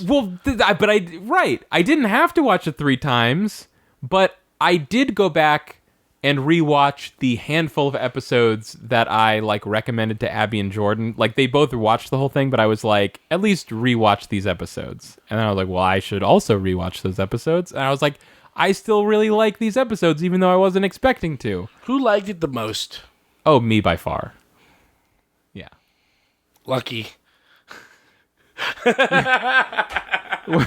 What do you mean? It's just like everyone else hating it and you liking it. Are you funny? It wasn't. It was more like I think Abby didn't really like it very much, and Jordan's maybe in the middle. Okay. And also, again, my feelings about it.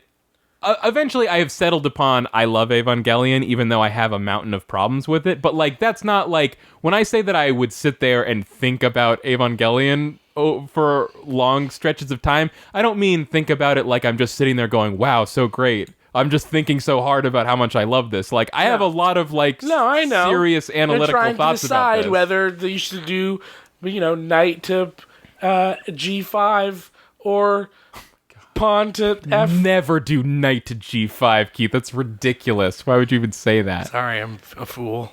Do you have a number 4? No. My number 2. Yeah, 3? no, I do have a number 4. It's chess. Oh, do you have number 3? No, I stopped at 4. Okay. No, my number 3 is... Want to guess? Outer Wilds? No. 3 Kingdoms? I think that's your number 1. Resident Evil. 2. Oh, that's what I was going to guess for number 2. Oh, because it has a 2 in it. No, because I think that I've decided that your number 1 is 3 Kingdoms. You're wrong. Not 3 Kingdoms. 4 Kingdoms.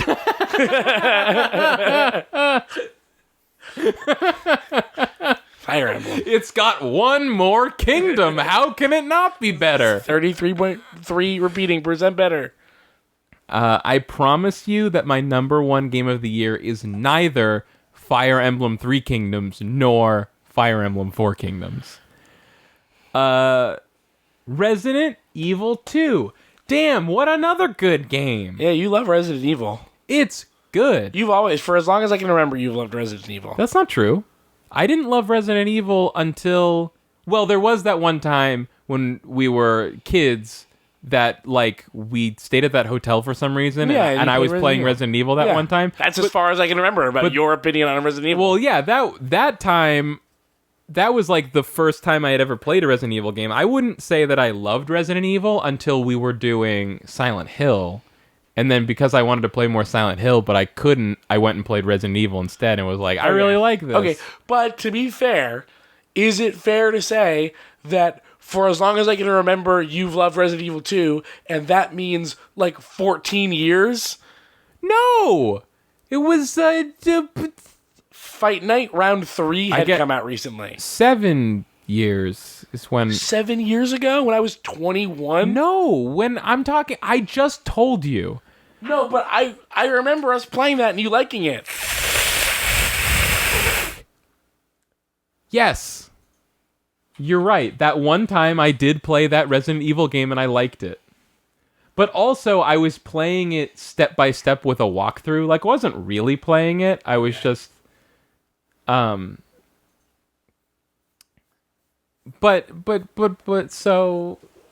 Resident Evil 2 original, PlayStation 1 original, I didn't play until we were playing Silent Hill 1. So I was like, I can't believe this. 7 years ago? This is very long time. Yeah. But I loved it because when I replayed these Resident Evil games 7 years ago, I was like, oh, I get this now. It's a Metroidvania, but top down instead of on the side. You know, like you have that map and you move through the rooms and you fight the enemies. You look for the items to solve the puzzles. It's good. I can't believe I didn't remember that you hadn't really played much Resident Evil before doing Silent Hill. I had played 4. That doesn't count, though. Oh, so you had played 4 and you liked that? But But I you had also mixed had feelings played about it. the remake of 1 on GameCube and you liked that? I played the remake of 1 on GameCube and I liked that, and I played 4 on Wii and I had mixed feelings that was about it. 2007, 2006. You said you were like, you've loved. You said for as long as I can remember, you've loved Resident Evil, and That's I'm telling as you, long as I can remember. But I didn't love it. I just liked it. Okay. You were very positive about it that night. It's a good game. You were like, was I look wrong? at all these like painted. Was I wrong? No, you weren't wrong, and I'm not wrong either. But I'm saying that I liked it. But then years later, when I came back to Resident Evil, I was like, "Wow, this is so much better than I thought that it was." Okay, fair. And then they remade Resident Evil 2, and they yeah. So that Resident Evil 1 remake, it is so good.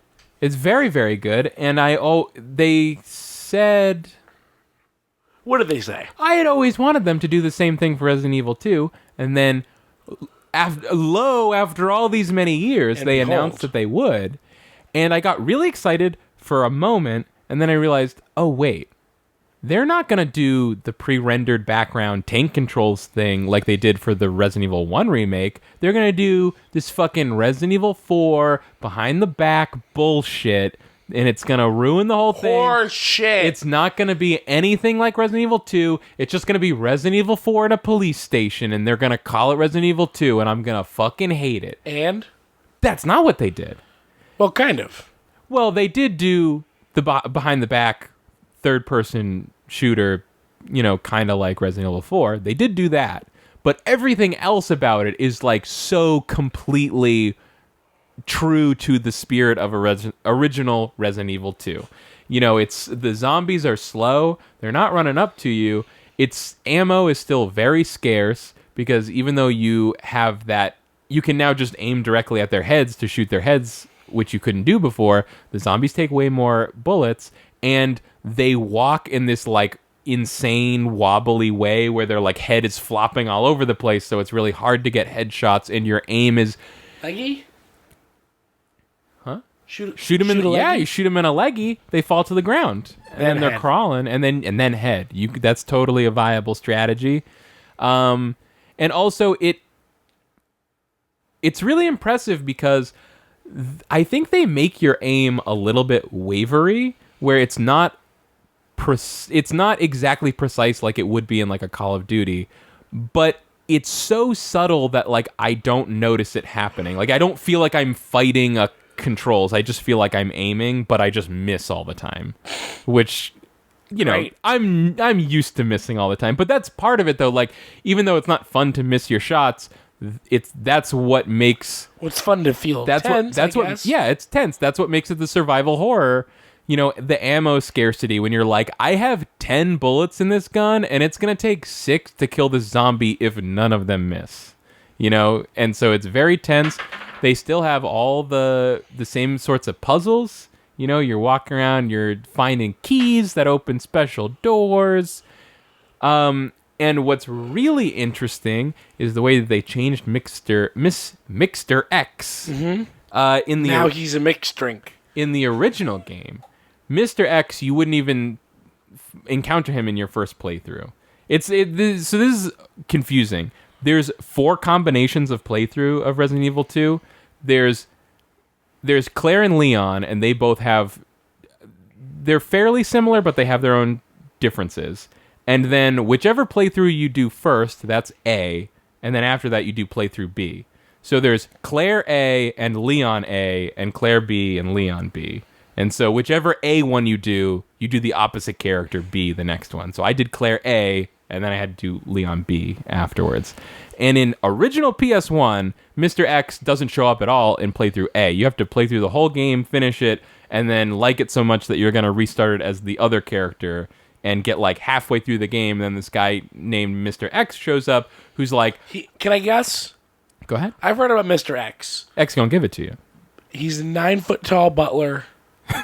He's green, and he's mean. And he's a zombie killing machine.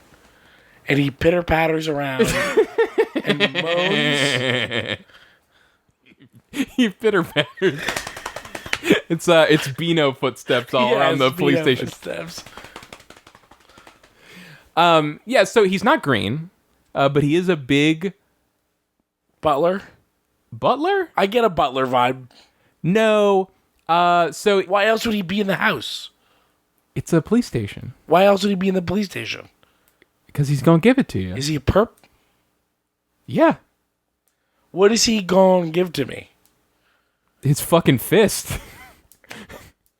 So Mr. X shows up in playthrough 2 on PS1, and he's like, big guy, he's bald, and he has a trench coat, and he's just unstoppable. So, like, he just shows up and chases you in a handful of, like, scripted segments throughout the game where you're just, like, you're playing, you're thinking about, hey, I'm going to hunt over here for the key item I'm looking for, and then, oh, shit, Mr. X is here. I got to run the fuck out of here. I have to get to safety. But it's not a big deal. It's, like, pretty manageable. In this game, they this is just me being fidgety. Okay. You've been doing it a lot. I've been like, are you itchy? You have very itchy hands today? It's now, I started growing my fingernails out. Right.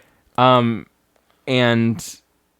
so now I'm fidgety, so now they make lots of noises. They do. They sure do. And I'm sorry that it shows up on the podcast. I don't mean to, but I'm just you do right now. This definitely I'm a little fidgety asshole, and I can't stop. But I try. Haven't you been talking about getting a fidget spinner for, like, literally ever? Well, I had one that one time, and someone in the chat was like, fucking stop spinning the spinner. Or there's a silent fidget cube or whatever. Yeah, I need to get a silent fidget cube for sure. Hey, there's your Christmas gift you could have given me, Keith. Could have went out and purchased a silent fidget cube for your cousin whom you love. I'm going to have to put some thought into what Christmas gift you should have gotten me. Well, if you don't know... You're right, yeah. So in Resident Evil 2 Remake, 2 things about Mr. X. One, they totally... If you are like me, and you've already played the original, you get a total shock when he shows up very suddenly in your first playthrough. I actually have I was like... surprised you were shocked because that's like what the word was about the game. Well, I hadn't heard the word. I'm sorry. I have a great video clip that I saved on my PS4 of this moment because it was like you could just see in the way that I played how totally frantic I was because I was just like moving, like my aim is going all over the place. I'm like bumping into everything because I'm just like, again, I'm like going down this hallway like, oh, I finally unlocked this hallway. I can't wait to see what's in here. And it's like, oh no, it's this guy. You're not supposed to be here. What the fuck? Fuck this. And the way they change Mr. X in this game is that instead of just showing up in certain areas for certain scripted moments, he's just an ever presence in the police station. He's just constantly looking for you. You can, like you mentioned, his pitter patter. You can hear his footsteps. you can hear his slow lumbering footsteps.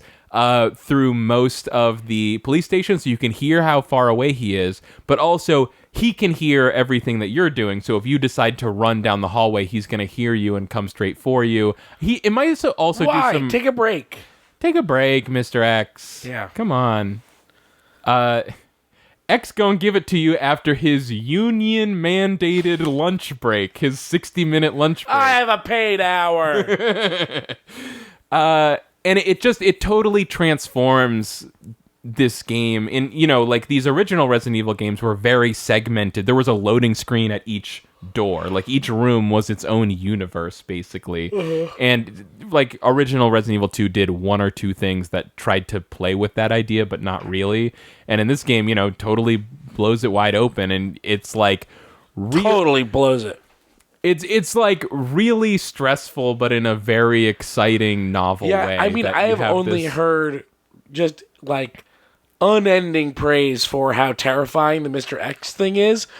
And it does seem terrifying, but to me it just also sounds stressful and not fun. It is really stressful, and I would be lying if I said that I thought it was fun 100% of the time, but it was still just like a really impressive game mechanic and an impressive way to re-implement this thing from original Resident Evil 2. And a big surprise for people who really like Resident Evil 2 playing this for the first time and seeing Mr. X. Exactly. When very much not expecting him. And this time, he's got fedora. Why do we call him Mr. X? That's what he was called. Actually, what's funny is, in this one, they call him the Tyrant. Like, they try to retcon his name, and everyone's like, nah, it's Mr. X. Yeah, so I really loved this game so much. I loved that it perfectly captured... it felt really vindicating for me, because I felt so strongly like, okay, I get that people don't like tank controls, but like, other than that, these older style of Resident Evil games, like, I still think they're really fun and worthwhile and compelling, and it makes me sad that nobody wants to make or play games that are like this anymore. And here we have Resident... super don't want to play a game like that. Well, you don't like horror games. Yeah. So that's it. It's not for you. Tank controls are only for horror games? No, that's not what I'm saying. Oh, they're saying tank controls. No, I'm saying other than tank controls. Oh, I'm excluding the tank controls. And so that's what Resident Evil 2 is. It is just like so faithful to that original game.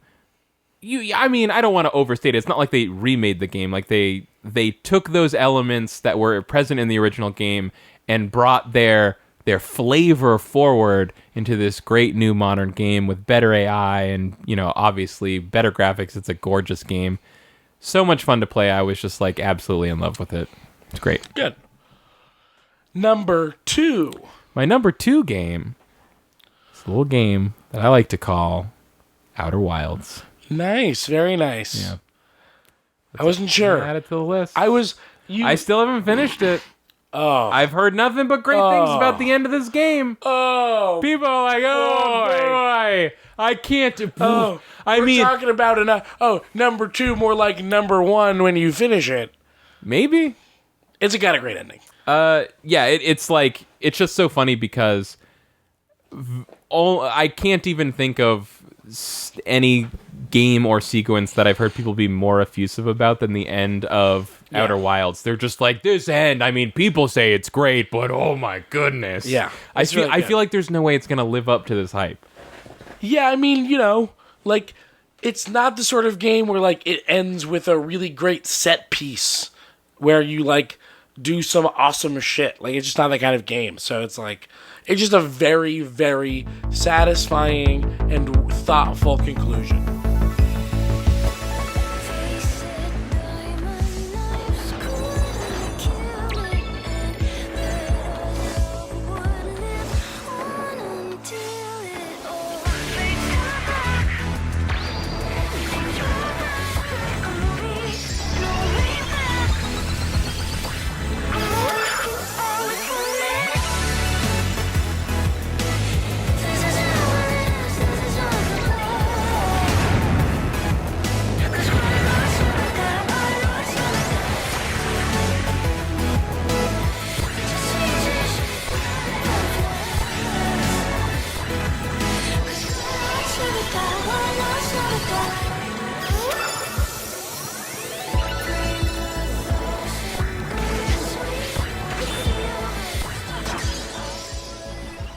No!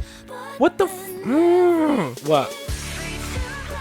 What? At Jordan_Mallory, he tweets out, I'm gonna eat a food, then build this Sergeant Frog Gunpla that dear friend Kylie T. Churchill got me for Xmas on twitch.tv/Jordan_Mallory in like 30 minutes probs, and then the cute cat face colon with a 3. Fuck that, Jordan. Fuck that. How dare you? Why? You wait all this time to do the stream, now you're going to do the stream while I can't watch it because I'm doing this podcast? Some friend. Yeah, I guess you're just impossible to please, it sounds like. No. No, it's so No, easy. it's that. It's the other person. It's so easy. It's everyone else. Anyways. Remember Keith and the Girl? No. What is that? What was that? Never mind. Forget about it.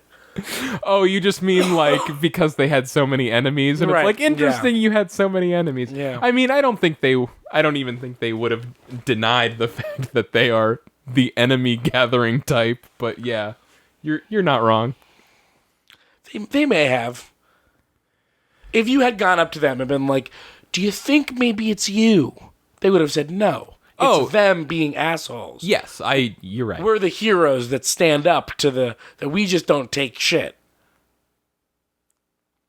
Assholes always just think that they're heroes that don't take shit. Yeah. When really, I'm a hero that doesn't take shit. Oh. Well, yeah. But I don't have very many enemies. And that's how I know that I'm good and real and true. You got one. Jordan earlier? In the room with you, baby. Oscar somewhere? All right. Outer Wilds. Oh, God. We have to talk about Outer Wilds? Yeah, we've been talking about it a lot. It's my number one game of the year. Fuck. With a bullet. Go ahead. You go. It's your list. You start. Outer Wilds is a very interesting game. Did you know the lead person on developing Outer Wilds, you know what his favorite game is?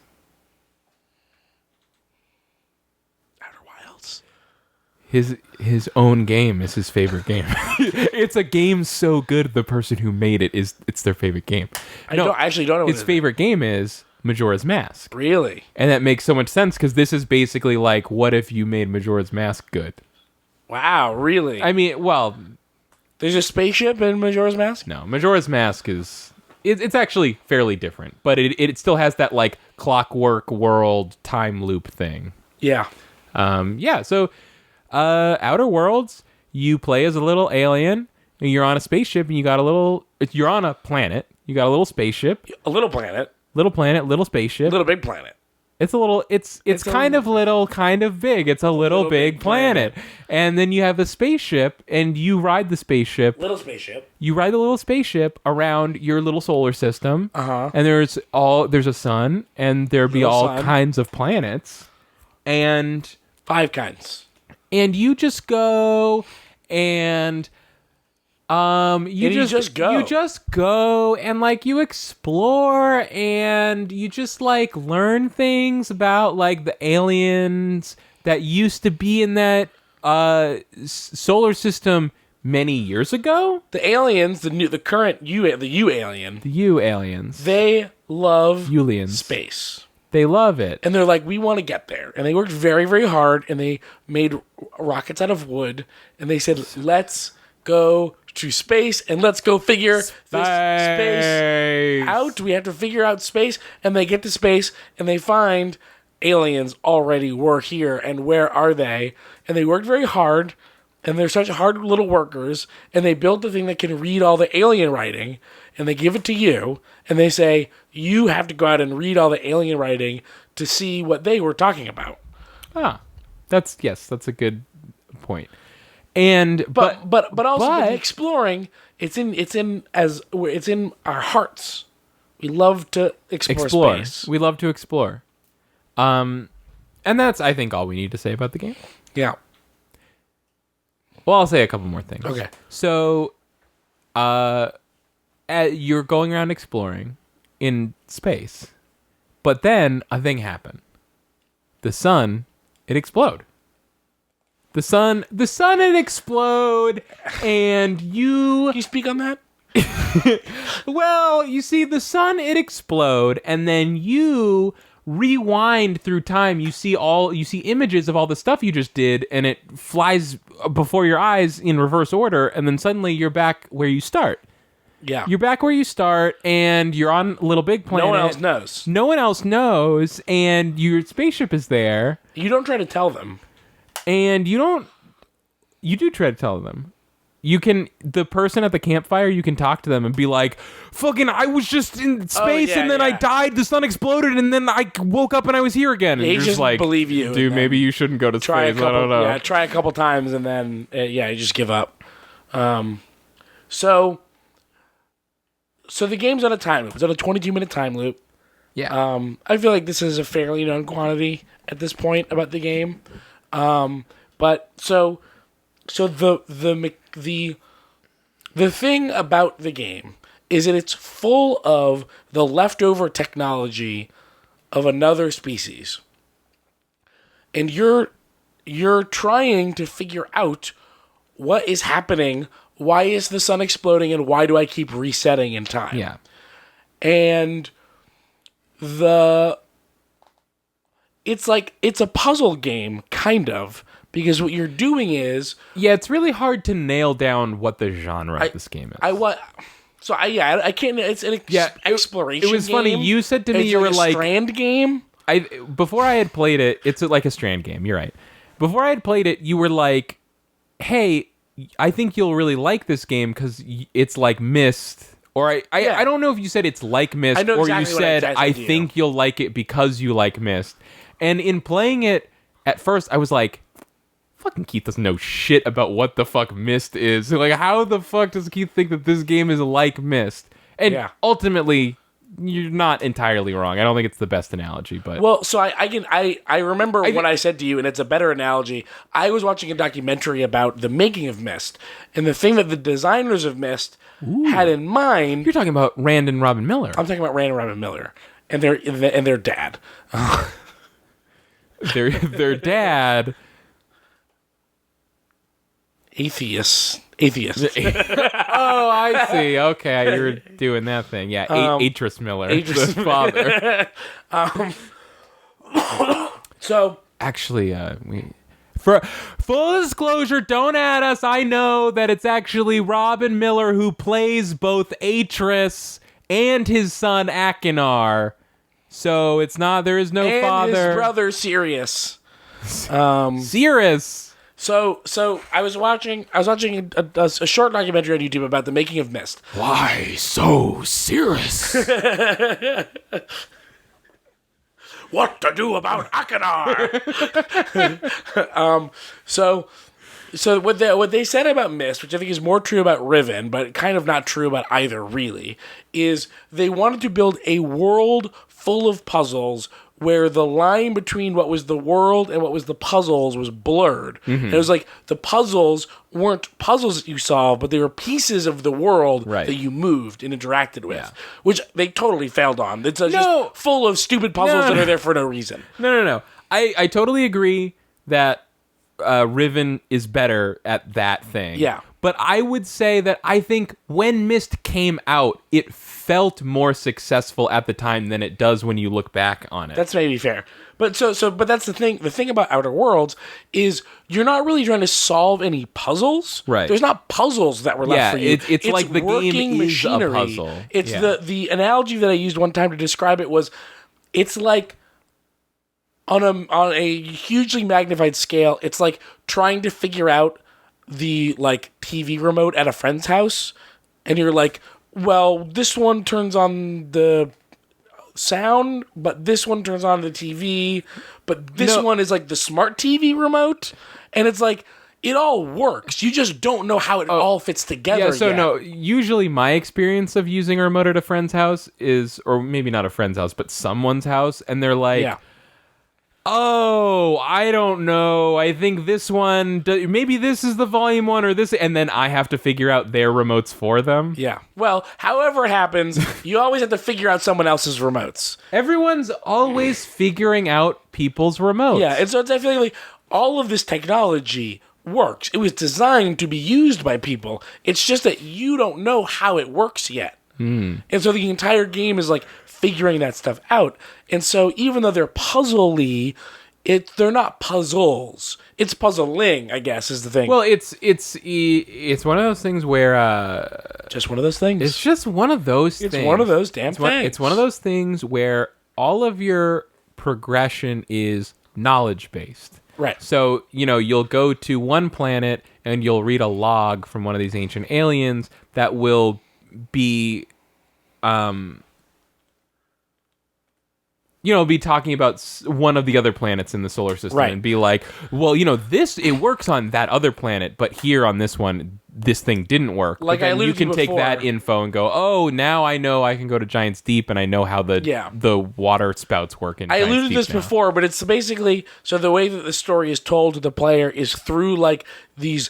There's basically like dialogue written on walls that you can read. Like it's just like a catalog of conversations, but it's just like on walls and you scan it.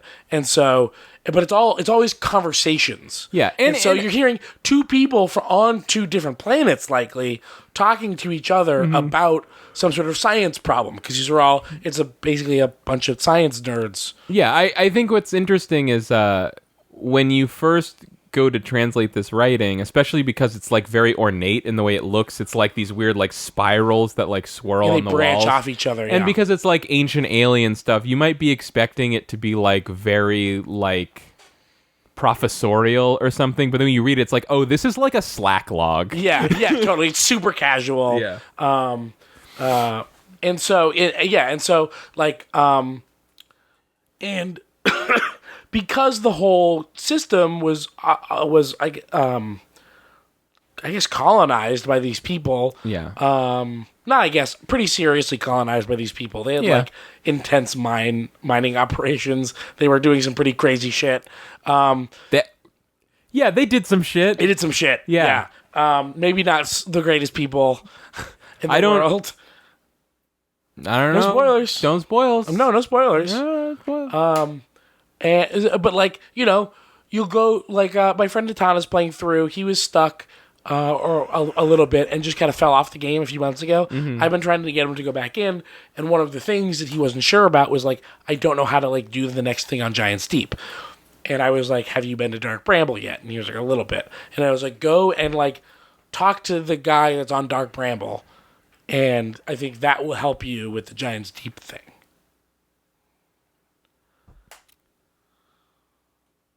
It's just maybe a clue for you. Brittle Hollow? Dark Bramble. Is there a man in Dark Bramble? There is. Have you been to the moon? Talk to the man on the moon? I went to the moon, like the first thing I did in the game was go to the moon. That was like 9 months ago. So you take out your little listening device and listen all over the place? You have a listening device? You're definitely joking for sure? Yeah, I'm definitely joking. One of the early things is like they say the guy that had the harmonica disappears, but if you look out, you can like hear the harmonica on Dark Bramble. That's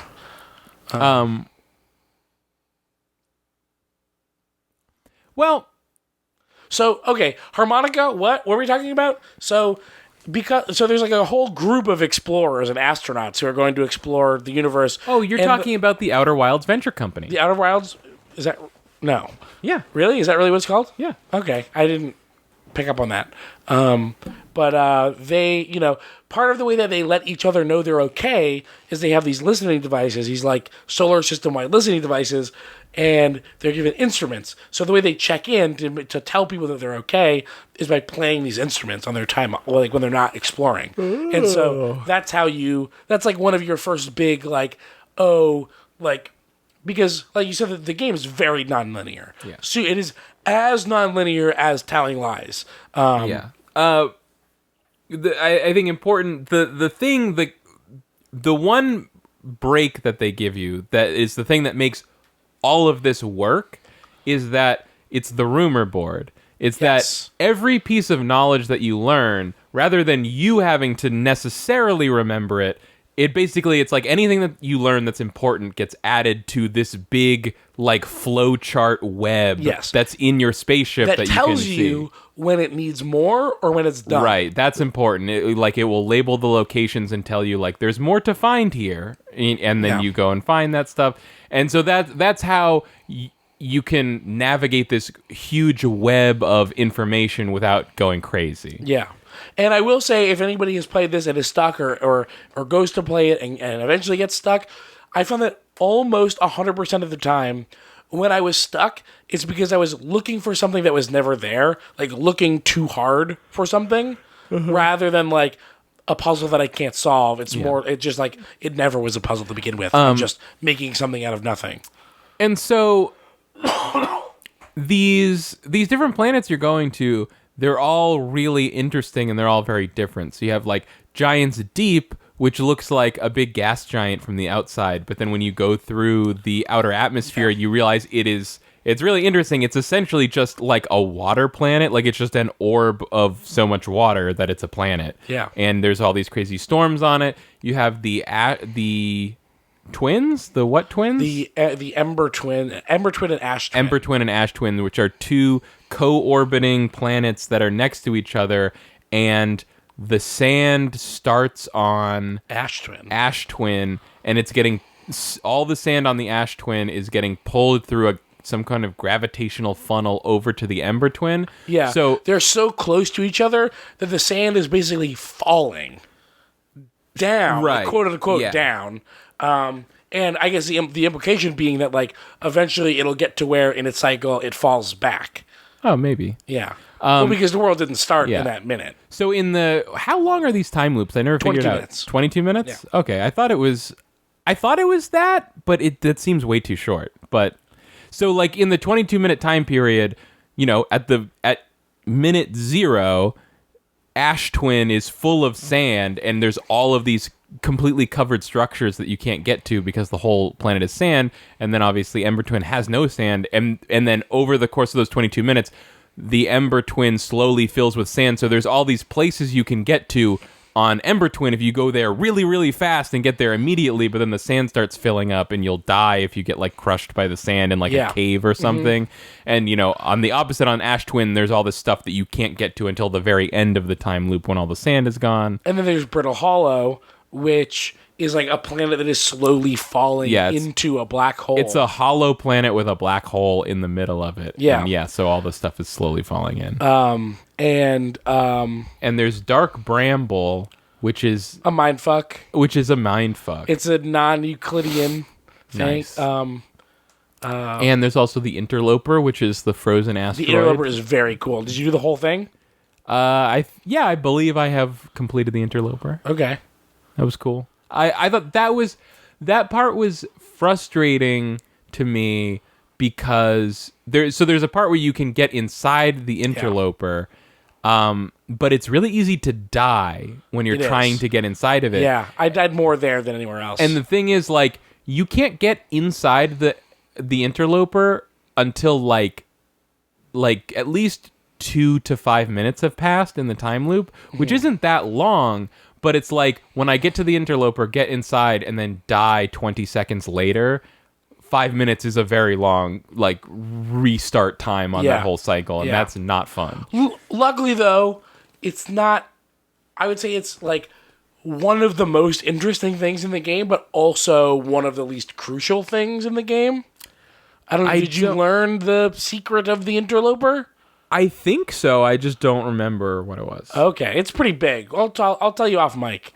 Okay. Remind you. I don't want you to spoil it if I didn't get the thing, but I'm pretty sure I did. Like I definitely remember, I got all the way inside there. I found the thing that was in the center, and then I remember being like, and now I know what the deal is with the Interloper. Well, it has something to do with the like unseeable like energy that kills you, like the ghost energy.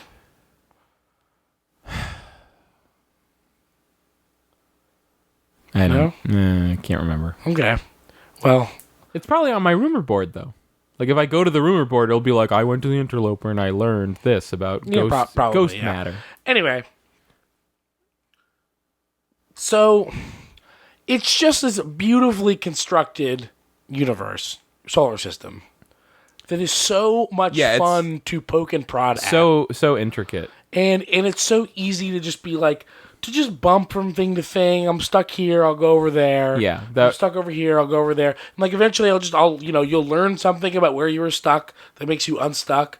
And it's not your fault. You're not a fucking idiot because you couldn't figure it out. It's just that you didn't know that this is how they made their weird machine, thousands of years ago. Though, also from the on the other side, I've heard a few people that bounced off this game. Like I think like Jeff Gerstmann was one of them, where he said like he didn't seem like he played very much of the game. Well, it seems like he played like the first 90 minutes twice. Yeah, he didn't. He played like the first 90 minutes twice, and both times he said that the way he did it was like each time loop he just went someplace different and then like didn't figure anything out and then looped back and just went someplace else. And it's like, yeah, well, that's like you have to return to a place, like there is definitely value in going to the same place over and over again until you feel like you've figured something out. Right. Like yeah. I would say like if you're playing this game for the first time, you should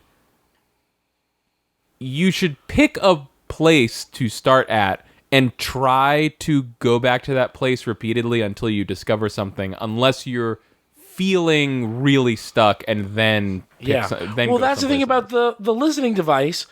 It showed like all of the other explorers. You're like, oh, here's the guy with the drums. Let me go talk to the drum guy. This game's on Game Pass, by the way. It's free if you have Game Pass. I think it actually also just came out on PS4. They on each planet there's another explorer. And there's your sonar thing will lead you right to them, and they will give you a list of all of the things that are like, hey, here's 6 things you should check out on this planet. Like, it's not hard to get started,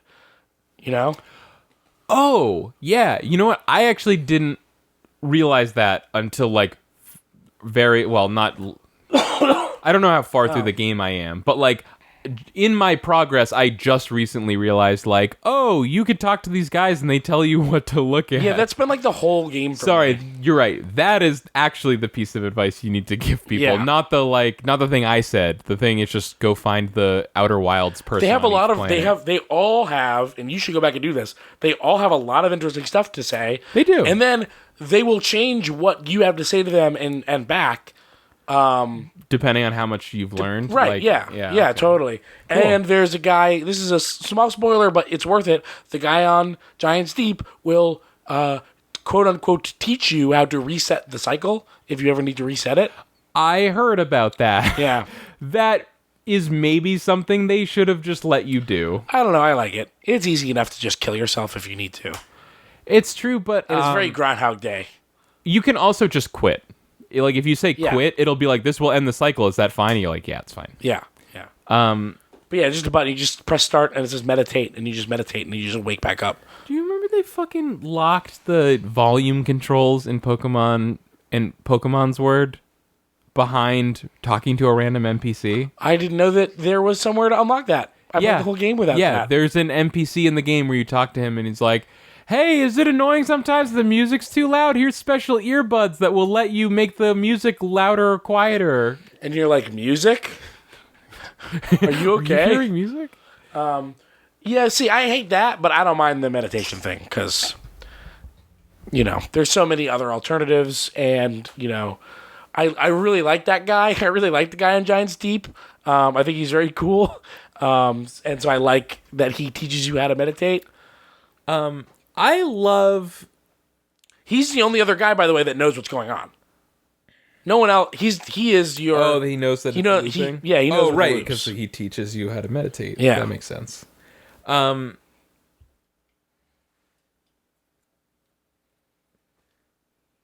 Yeah. This is the other game that I was. It's very engrossing. It's hard to explain, but it's like that. This okay. If you're listening to this and you hear this analogy and you're like, that doesn't sound appealing at all, well then ignore it. This is only for people that think this sounds great. But have you ever really been? This usually doesn't happen unless it's something I really care about. Ever been engrossed in research? When you're just going to different web pages and you're poring over information, just random shit that you're not really interested in, or watching someone, or you're interested in something you are interested in. I don't do this as much as something I'm already interested in. Keith hasn't been interested in something before, but I'll do something. I'll do it on YouTube. I'll watch really in-depth videos on other people's hobbies. I do that a lot. Okay. Maybe. I think it's the same thing. I get. What's up? I don't know. Well, there's a lot of ways to enjoy the game. It's just engrossing. It's really fun to fill out that rumor board and to learn all these new things about. It's just really interesting. Very interesting. I wanted to keep reading everything. I wanted to read everything that they wrote. It's. I guess what I would say is it's really surprising how well they have, like, essentially hidden different parts of the story around the game, where, like, at any given moment when you're playing the game, you feel like you have a perfect understanding of, like, who these ancient aliens were and what their deal was and what they were doing, and yet you still keep discovering new things that recontextualizes how you understand them. You're like, oh shit, I didn't realize this. It's very cool. It is very cool. And that's also not the only thing about the game. Like, it's not like there's the solving the mechanisms, like figuring out the mechanisms. There's reading the things. There's exploring the planets. Like, there's flying that spaceship. I love flying. I heard a lot of people complain about the controls. Yeah. I never had a single problem with the controls. I thought they were super fun from minute one. I don't know. Honestly, it's because it deals with not, like, the way the spaceship operates is like a very simplified version of, like, macro physics or, like, astrophysics of, like, how things behave in space. And I think fundamentally a lot of people just don't know how things work in space. Like, they don't ever think about it. So there's, like, a little bit of a realistic physics thing. Like, the game essentially asks you to understand, like, how acceleration works in space, which is to say that there's nothing to slow you down. So once you get up to a certain speed, even if you cut off your acceleration completely, you'll just continue at that speed in that direction. Right. Forever. And which I is think why the match speed button is so important. Which is why the match speed button is so important, and especially because all of these planets in the solar system obviously are all orbiting around the sun, so they're moving. They're moving in two ways. They're rotating and also orbiting. Yeah, so it is some of the most fun in that game I've had is trying to land on, like, some kind of satellite or space station thing that's orbiting a planet. Yeah. And, like, being able to match speed so that, like, a moment ago it felt like I was going at 1,000 miles per hour, and now it's like I'm not moving, even though I am still going that same speed because I'm matched right next to this station that's not moving. Right, yeah. It's all very fun. But it is moving. Space it's just is moving fun. at the same rate as you. Yeah. Yeah. It's not moving relative to me. The spaceship is fun. Exploring the planets, like, both visually and intellectually. Like, it's fun to just, like, look at all of the stuff. And then it's even more fun to understand it. The mechanisms are fun. And then it's sort of a mistake to, like, think of the aliens as, like, one story that you're uncovering, even though it's true. Because really the way it manifests is, like, I have 8 mysteries. Sure. And eventually, these mysteries will start bleeding into each other as I get a better understanding. Well, that's actually, what's interesting is you're trying to figure out what the deal is, not with just with the aliens, but also, like, the planets themselves. Like, what's going on these planets? But all the logs you're reading, it's the aliens doing the same thing. Where they're like, the fuck's up with these crazy water tornadoes? Yeah. And then, like, this is the big disconnect between your player character and you yourself. It's like, you grew up in the solar system, you kind of understand what brittle hollow you would think so is. Yeah, but like, as a player, I want to learn, and as a player character, he wants to like see what they were saying, whether he knows what is up or not. And, like, there's some stuff where I don't think that's true, like Whitehole Station. I don't think that I probably didn't know about Whitehole Station. I think that I maybe was the first person from our planet to go there. Yeah, probably. You know Whitehole Station? Yeah. I don't feel like the name is a spoiler in itself. No, it's not. And then there's the quantum moon, and, like, what is that? There's the quantum moon. What is that? I know what it is. It's very cool. I know what it is. Have you done all of it? I don't think so. It's very cool. And I think I filled out literally every single piece of that rumor board. I will say this. I definitely had moments where it was really hard to progress, where I felt like everywhere I went, I wasn't discovering anything new.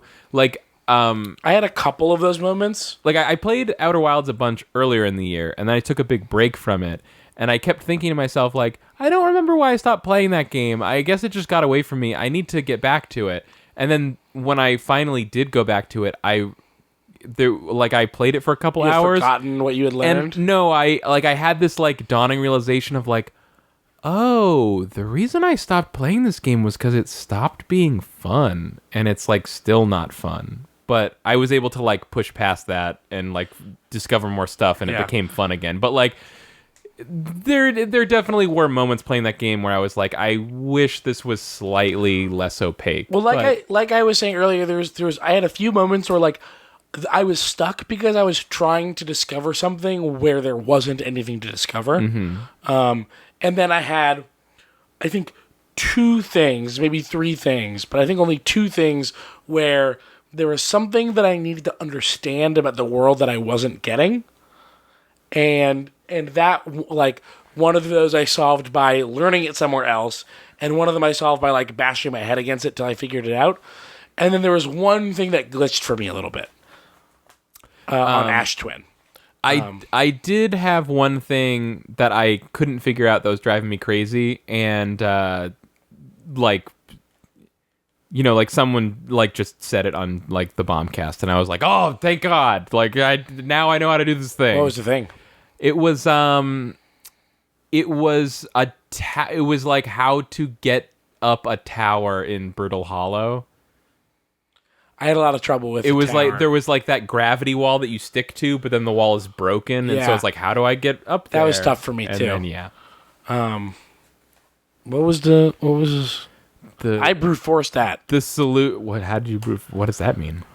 I can't remember how I did it, but I just like spent an hour and a half on it. It was like spoilers.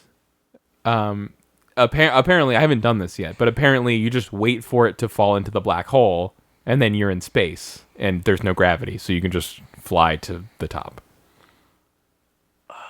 Yeah. Is that how I ended up? You know, that's exactly what happened. You were trying to brute force it until you ran out of time and fell into the black hole. Yeah. I think, that is eventually what happened is it fell in, and I was in the right spot to, like, just go. Yeah. Yeah. That's Outer Wilds. That's Outer Wilds. The ending of the game is really good. This is the game I was talking about that is, like, as thoughtful as Disco Elysium, but in a totally different way. Sure. Yeah. It's so fresh and unique, and it just feels like, not only does it feel like a game that you haven't seen a game quite like it before, you know that, like, it's not like there's going to be Outer Wilds clones coming out next year or something. Like, this is going to stand alone as a singular thing for quite a while. I do feel like this is part of, like, the upcoming Breath of the Wild lineage. I don't know about Breath of the Wild. Well, it's very environmental.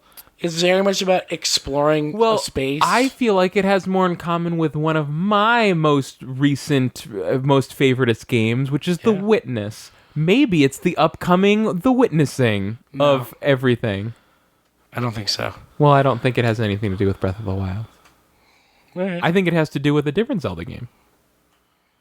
It's Majora's Mask. It could be both.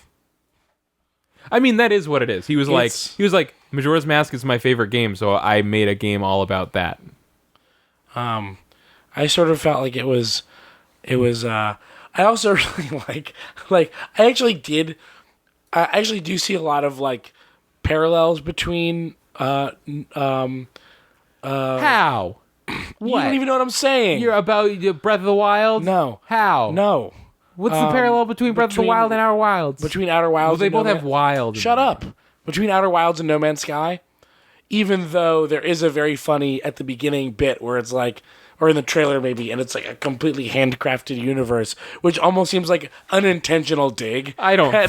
It seemed like, it was like, what was the other exploring space game that came out recently? Well, no, I think they're just talking up one of the best things about it, which is that it's a very meticulously crafted game. Yeah, it is.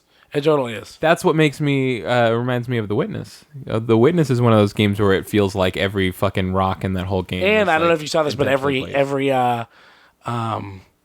planet has a hidden pee jar. It's a hidden. Well, it's a jar of yellow liquid. You're not sure what it is. It's pee. But I smelled it. It's but pee. the straw doesn't touch the liquid. So. No. Yeah, I don't know. Jonathan Blow just seems like an asshole. I don't want to play a stupid game.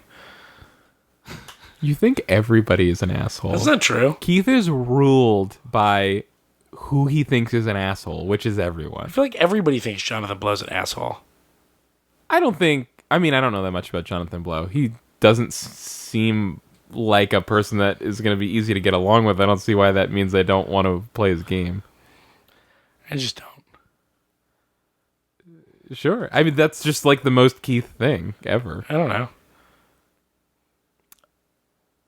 Congratulations to Outer Wilds for being Run Button's game of the year. It's definitely the game of the year. Do you want to talk about your number one? No, I just think we should just move on at this point. Okay. No, of course, Keith. My number one game of the year. What do you think it is? I think it's Romance of the Golden Deer. No. Oh, we forgot to write Outer Wilds on my fucking. I hate. See. Okay. Ah.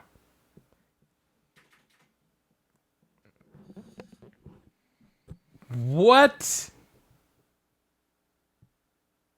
What? What is happening?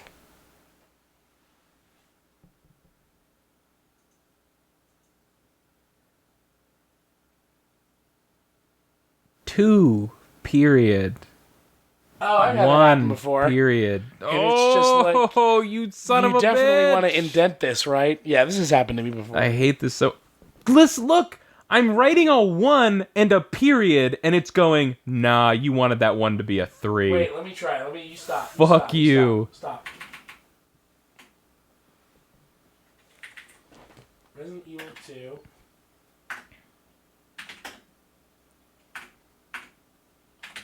Yeah, it's just like, yeah, this is what you want. What an asshole. All right. Oh, there we go. And then this is Outer Wilds. Outer Wilds, and then Number 1 is it's Fire Emblem 3 Houses. There's a colon in there. You know there's a colon in there, you son of a bitch. Is there a second subtitle? Nope. Just Fire Emblem 3 Houses. All right, you want to talk about it for a little bit? Yeah! Fire Emblem 3 Houses, the only strategy game better than chess, and my list proves it. What are you doing over there? Combine the tally. All right. Well, listen to you talk about your thing. Okay, go ahead. No, it's fine. No, it's You want me to okay. do this, and then you'll edit this out, and then you'll talk? No, you can go and I'll talk. It's fine. Fire Emblem 3 Houses. What a great game. Turn-based strategy. You know, you got those characters on a grid. You move them around. They fight. It's a Fire Emblem. You've heard of Fire Emblem? This one's got 3 houses in it. I have not played a Fire Emblem game since Awakening, and I think that was my first one, and I liked it a good bit, but I like 3 Houses a lot more. And what was so much fun about this game is that you are a teacher in charge of a class of students, and you get to pick from one of the 3 houses. You have to pick. I think you should pick from one of the students. That doesn't happen until the very end, and at that point, both of you are adults, and you're only. I think you're only 2 to 5 years apart from any of his students. They shouldn't have done it. It's bad.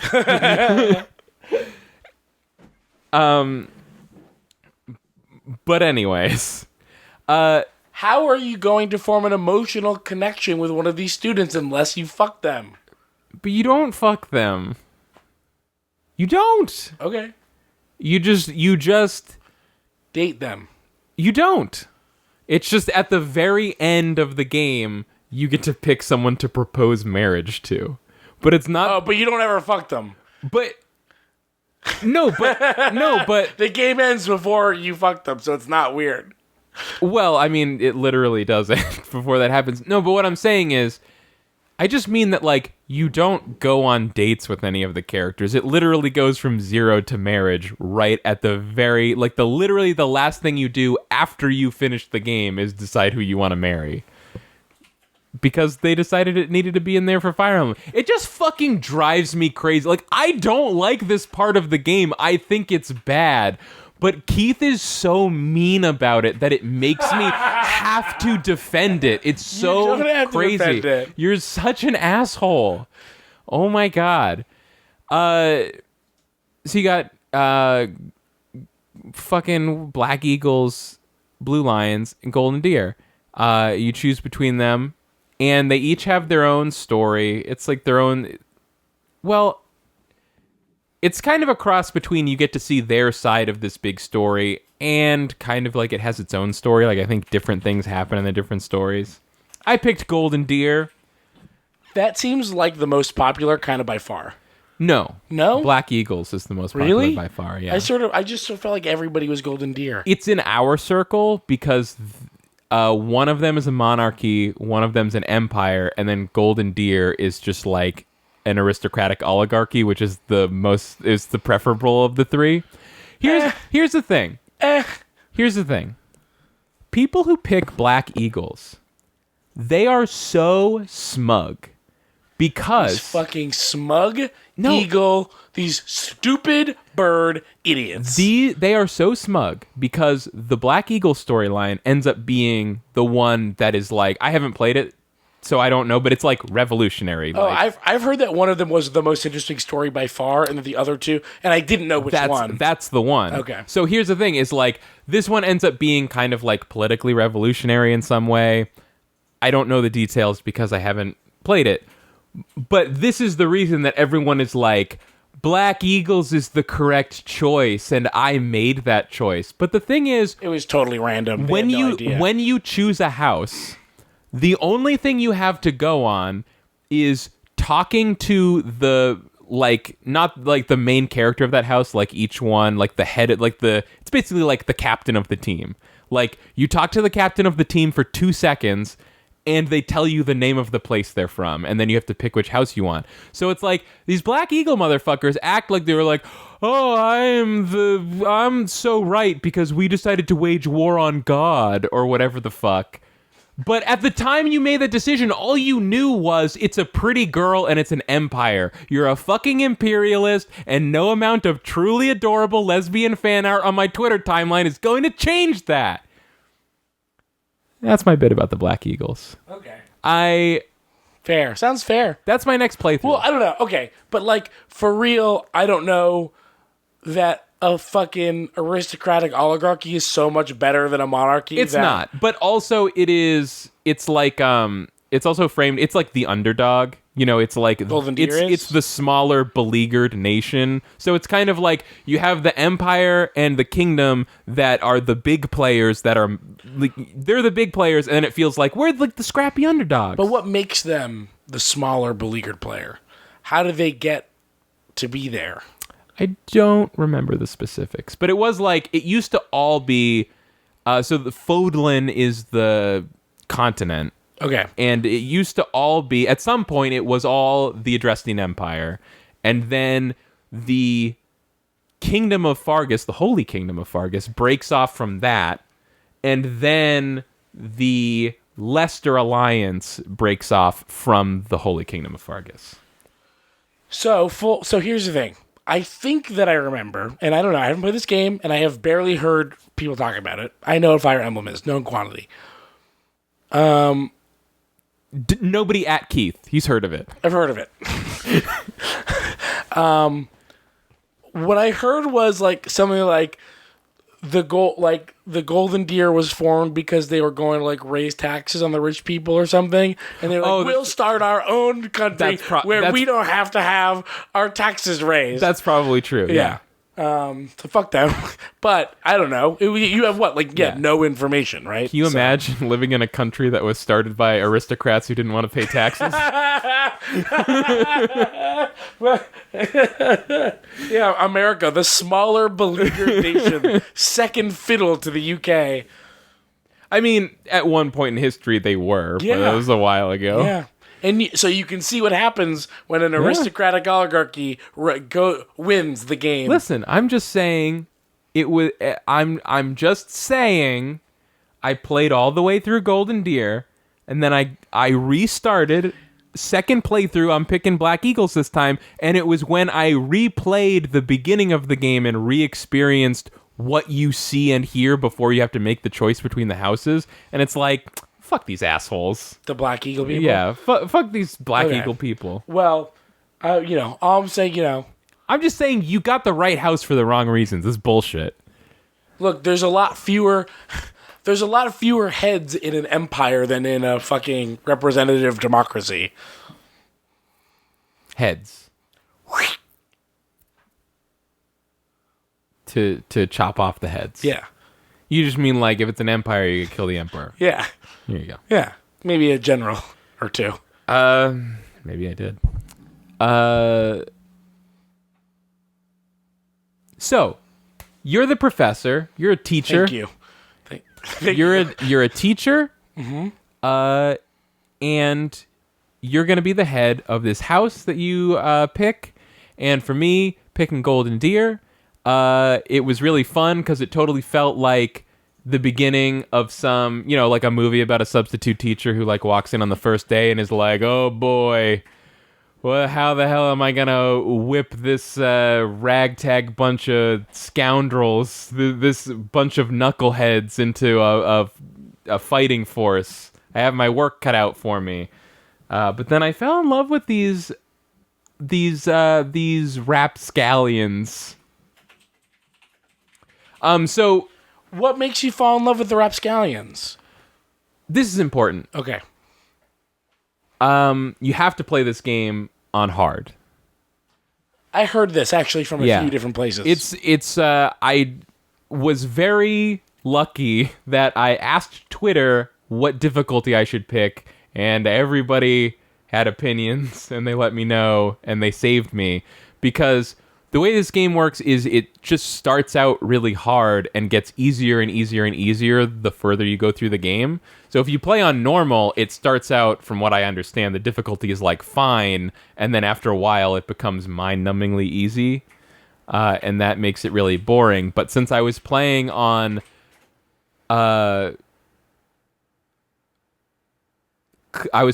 classic hard. You choose between classic and casual. That's your permadeath setting. Casual is no permadeath.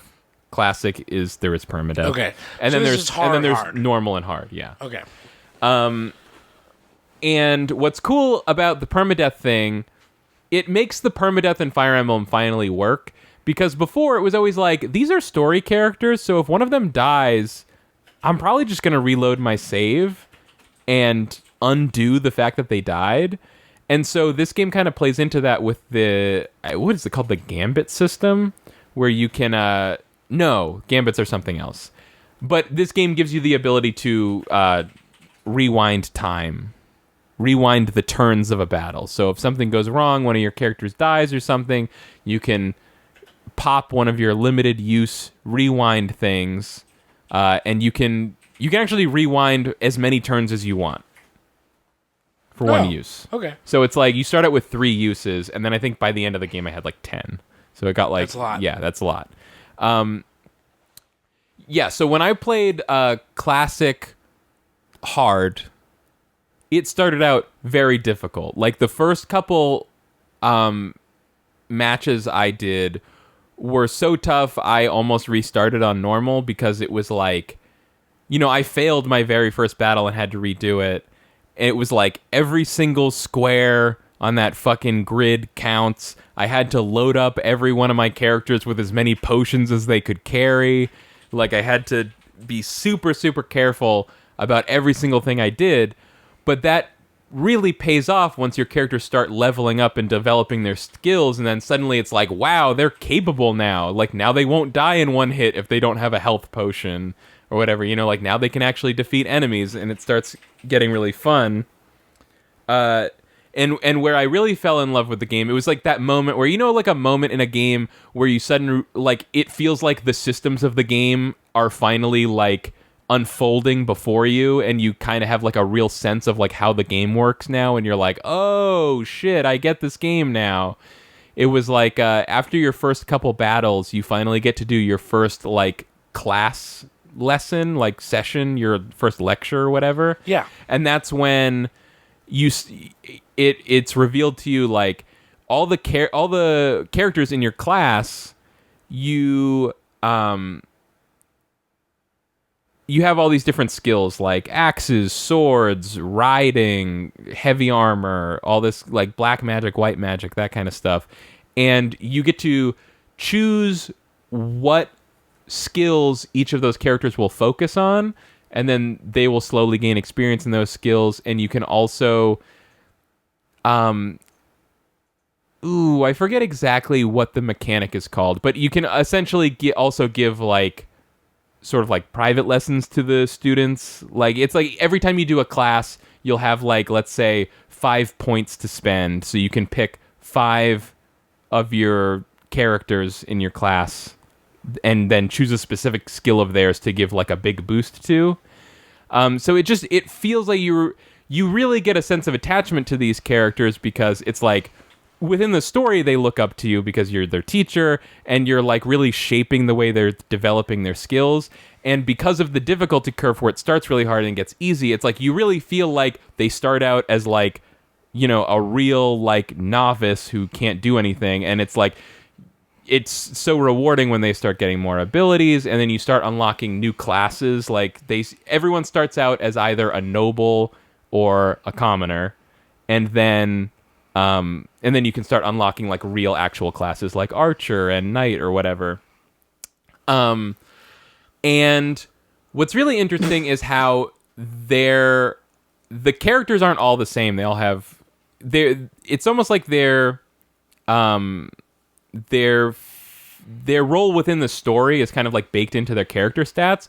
So I had like one character called Lysithea, who nobles all have magic crests, and I'll touch on this later. They have magic crests that give them, you know, special powers, and she's notable because she has 2 crests, which makes her much more powerful than other people. But it's also part of her personality that she's like really concerned that people feel like she's just in this academy because she has these 2 crests. Like, it's not her abilities, it's just that she has this unfair advantage, so she feels like she needs to work extra hard to prove that, you know, like that she's there to put in the work or whatever. But all she's doing is making herself more powerful.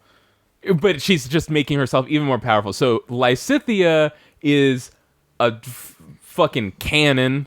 She's unstoppable. She is the best. But then I also have Raphael, who is this big tree trunk of a man whose fucking shirt is like the buttons are straining because his chest is so big, and he's like the dumb lug. What are you doing over there? Are you okay? I'm standing because I've just been sitting on my chair for hours. I feel that. Yeah. And his thing is like, he's like, man, you know, I'm not very smart. I'm not a good fighter. This isn't really the place for me, but damn, get out of here then. Yeah, it's like, you know, this is the tree trunk? This is the tree trunk. I think he comes from a merchant family, but I think their business is like suffering for some reason. And so it's like, this is like his chance to get like a high paying job so that he can support his like little sister, basically. So he's like, he's there. It's like, you know, like it's really tough. I think you meet him one time and he's like feeling really sad because he's like, I just got a care package for my sister and it was so nice and she wrote me this like really supportive letter, but I just feel like this isn't working out and this just isn't the place for me. I don't fit in here and I'm not right for this sort of life, but I really, really want to do this for my sister or something. And this is right at the point where I'm I'm thinking about essentially cutting him from my team of like characters because like this guy fucking sucks. Yeah, his stats are not good, but he's like, so he's what like, happens when you cut someone? well, I just mean like when nothing would happen story-wise. It's just that before each battle, you pick 10 characters to send into battle, and I would just like stop making him one of my characters that I sent into battle. But he gives us like, it's like my sister's really worried about me because she knows that like this is really tough, and like, but I'm just trying to support her. And it's just like, damn, Raph, you know what? We're gonna make you a knight, Raph. We're gonna get you up on that horse if it kills me. Oh, wouldn't it be nicer for Raph to get the fat paycheck without having to go into battle? Where there's permadeath? You get paid either way, right? We all have our own journeys. Yeah. And so that was really fun because at that point, like not only were his stats not good, but I hadn't really been speccing him towards being a knight, but that was like part of his character was like he's there to become a knight. And so I was like, hard left turn, we're like 90% of the way through this game or more. I don't even think there's enough game left to get your stats to this point, but we're doing it, Raphael. Oh, okay. And I think on the second to last battle, he's riding in on that armored horse. Nice. He did it. He made it. And so these are the kinds of connections that you make with these characters. It's so good. Love it. I played, I think when people play through this game on normal, for them it's like a 70, 80-hour game. But I was playing on hardcore, so I had to really take my time, work every advantage that I could, and all this kind of stuff. So I ended up spending, I think it was like 110, 120 hours in this game. But I had so much fun that I like the tweet I put out a few days after I beat the game was like, damn, I have all these games I need to play, but I just want to play Three Houses for another 100 hours. That's a lot of time. It's a lot of time. Sounds like number one, though, for sure, then. It's a definite number one. Yeah. And it just felt so good because it had been so long. It had been so many years since I found a game to just completely dive into in that way. I think maybe like Breath of the Wild was a game I put like 75 hours into and finished it. But like other than that, I can't think of like the last time I finished a game that was that long besides like Persona 4, which was like 10, 11 years think ago. of all the games that are on your list that you didn't finish. I only finished 4 of the games on my list. Yeah. Though chess is by definition not a game you can finish. Yeah, sure. Or you play chess for 15 minutes and you finish chess. Longer than that, Keith. But, Fire Emblem Three Houses, it gets on the list above chess because it's just like chess, but it has stats and it has characters. Oh, and another thing I really liked about this game was going into it, when I saw the setup for the story where it's like you're at this monastery, like the school is a monastery.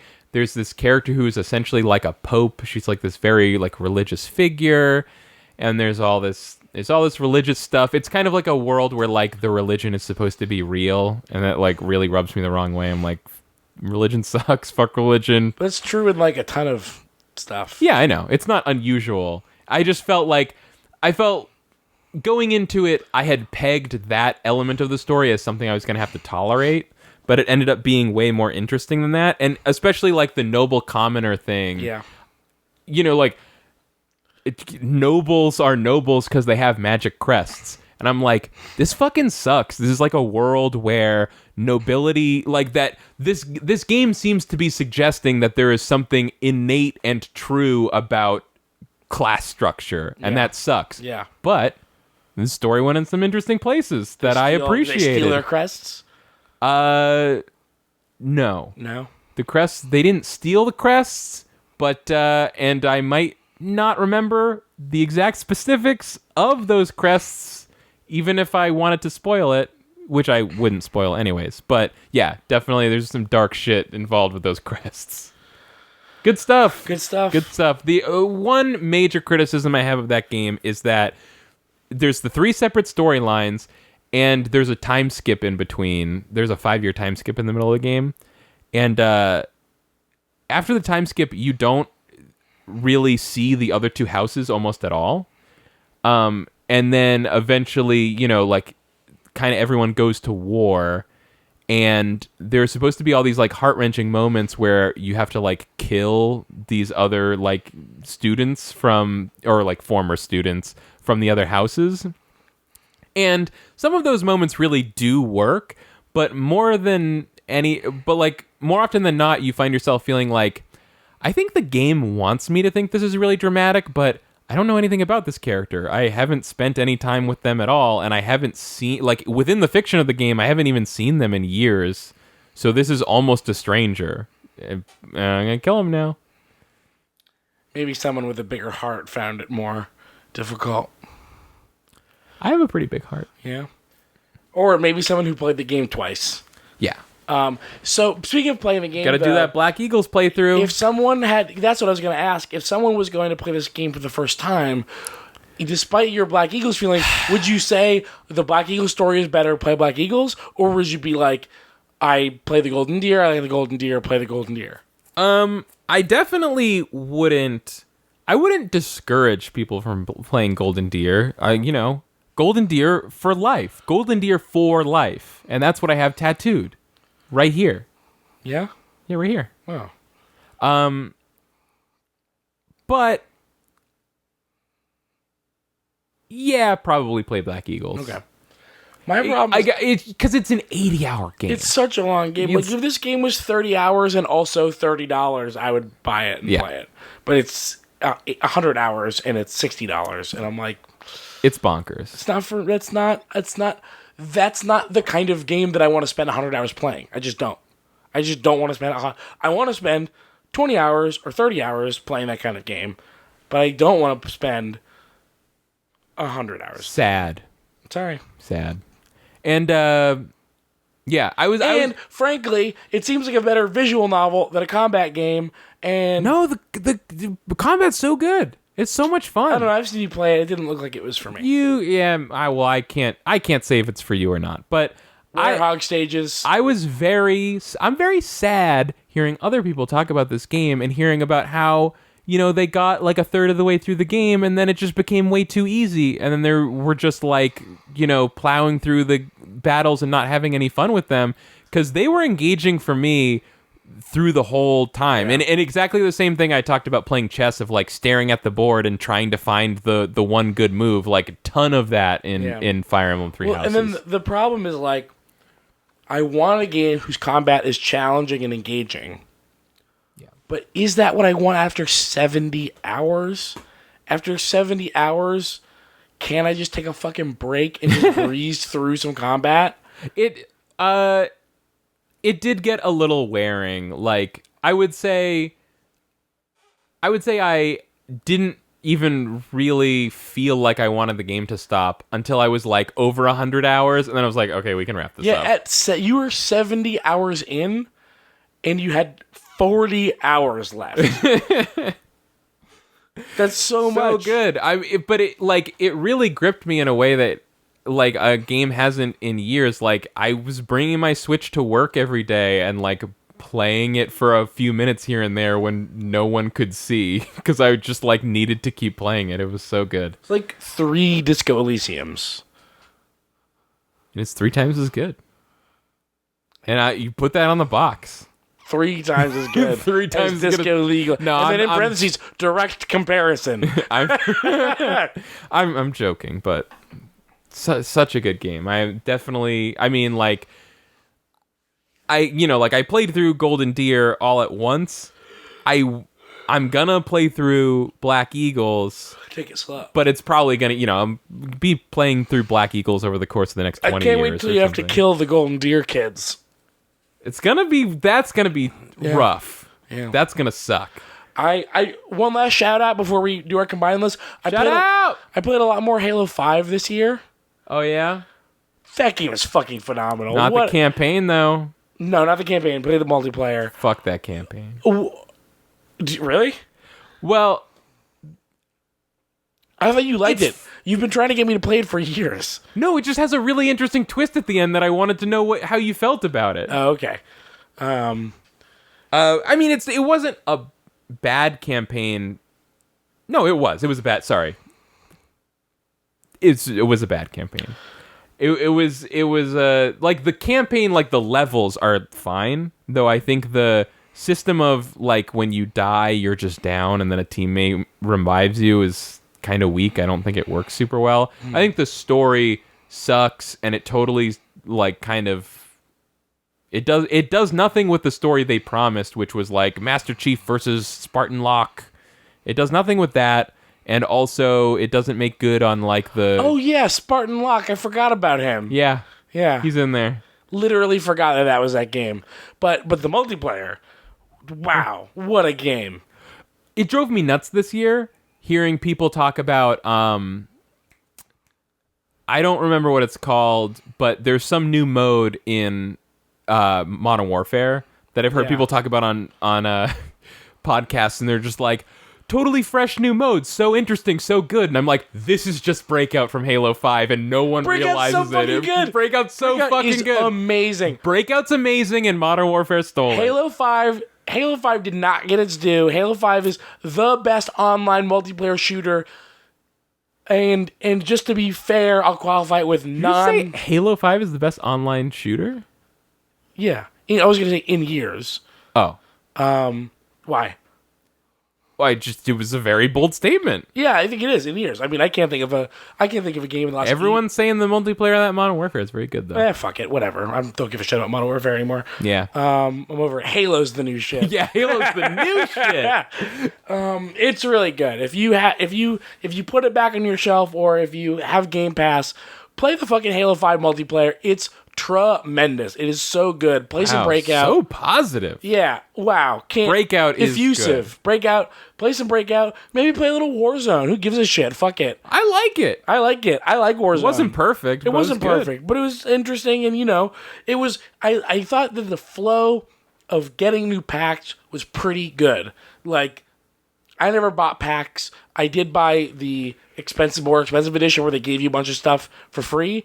But like, I always felt like I was unlocking packs without having to ever spend money. Yeah, it of all the like games with free to play card pack mechanics, that felt like the least exploited. I was getting like 3 packs every time I logged in. I just didn't think that the thing that you did with the cards in the game was very compelling. No, well, which was like why it was good that you didn't have to spend money. It finally clicked with me. Yeah. Yeah, well, good. I was like, because I was like hoarding them, because I was like, well, I want to wait till I really need it. And it's like, no, just fucking use them. Burn them. Yeah. This is nothing. Just use it. Get a Needler. Who cares? Get a Wraith. Get 3 Wraiths in a row. Who cares? You can't do it. You can't get 3 of these. Anyway, combined list. Combined list. So there's a little bit of an issue. Hold on. Let me turn on my microphone. And I will say this. I think we're on the same page that we can, knock chess off. We can, I think there's a lot that we agree on. We don't have to become mired in dispute, but we're not leaving this room until I have more games on this list than you do, because for 10 years, you have played this game. No, we just have to go through it, and we have to be honest and fair. No. Yes. No, see, because Keith is saying this, and he sounds so reasonable, but he's not looking at me as he says it, because he's fucking lying. He is a snake in the grass. He's a snake in the grass. Okay. He does this every year. Every year, Keith goes, no, I don't care, seriously. And then as soon as we lock it, he's like, I fucking won. You can't really... Okay. No, dude. You fool me 10 times. Okay. You cannot say, I need to have more games in the year where you have, like, fucking chess at spot 7. We don't have to keep chess on. So you want to put chess at your number 4 and then, like, get a free swap for another one of your games? Like, no, putting chess at number 4 comes with consequences. And it has for me in years past. Yeah, you can't just have chess on the list. About? It doesn't make any sense. Yeah, if you put chess on the list, on your list, that is performative action. Chess is hundreds of years old. You played a lot of chess this year. That's great. I'm glad it's on your list. But we can't just swap out another game on your list because you decided to put chess on there. We do that all the time. What are you talking about? Not with chess. Here's the thing. When we do the combined list, we never include games that didn't come out in the year that we're talking about. So chess would essentially be disqualified by default. Right. But I'm saying you were the rules breaker this year, which is fine. The argument that you're making, you need to stop this because it's not even coherent. It makes no sense. No, well, okay. What I'm saying is, just because you want to have more games than me out of the gate, you're like, I want to have the most games, which is weird to say. Yeah, no, that's weird to say. What's normal is to not say it, but think it the whole time, and then reveal it at the end. But you're like, I guess what I'm saying is, you have these games on your list that would, according to you, be disqualified because they didn't come out this year, and on the main list we don't typically do that. But then, because you're saying, hey, I want more games on my list, we've got to populate the list with lower down games. First of all, we do this all the time. Like last year, you took off a game that was higher up on your list to swap in a game that was lower on your list just because you wanted to. You're like, I know it's lower on my list, but I want it on the combined list more than the one that's higher, so I want to do that. We do that shit all the time. Let's just start with what we can probably mostly agree with, which is the stuff lower down. All right, so let's take off chess, because chess don't count. And let's do Outer Wilds number 1. Disco Elysium number 2. Okay. Fire Emblem number 3. Are we good so far? Yeah. I think Death Stranding seems rather high, but it's really not until Pokemon Sword that I start being like, Well, so what it would be, if it's just take this list as fact, it would be 4, 5, 6. Death Stranding at 6? That's not crazy. Yeah. It was on both of our lists. It was one of only, 3 overlaps. What was your number 3? My number 3 was Disco Elysium. What was your number 2? Sekiro. Ah.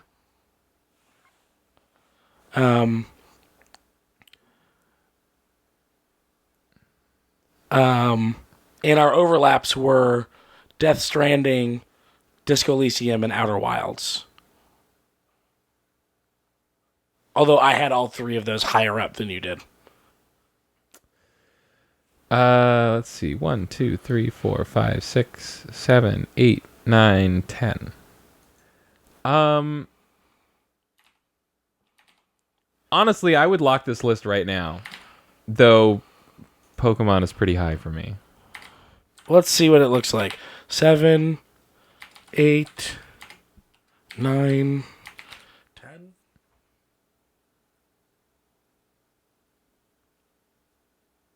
And so at this point, the list, as we have it numbered, the top is Outer Wilds, Disco Elysium, Fire Emblem, Sekiro, Resident Evil 2, Death Stranding, Pokemon Sword / Shield. Put back the /Shield.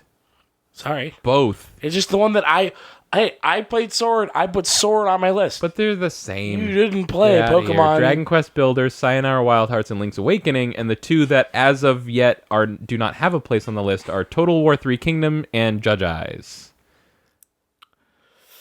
I really like Judge Eyes a lot. Judgment.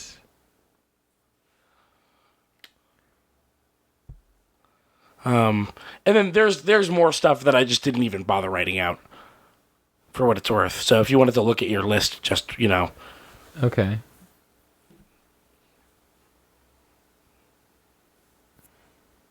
I think this list is a lock. That's what I think. Perfect list.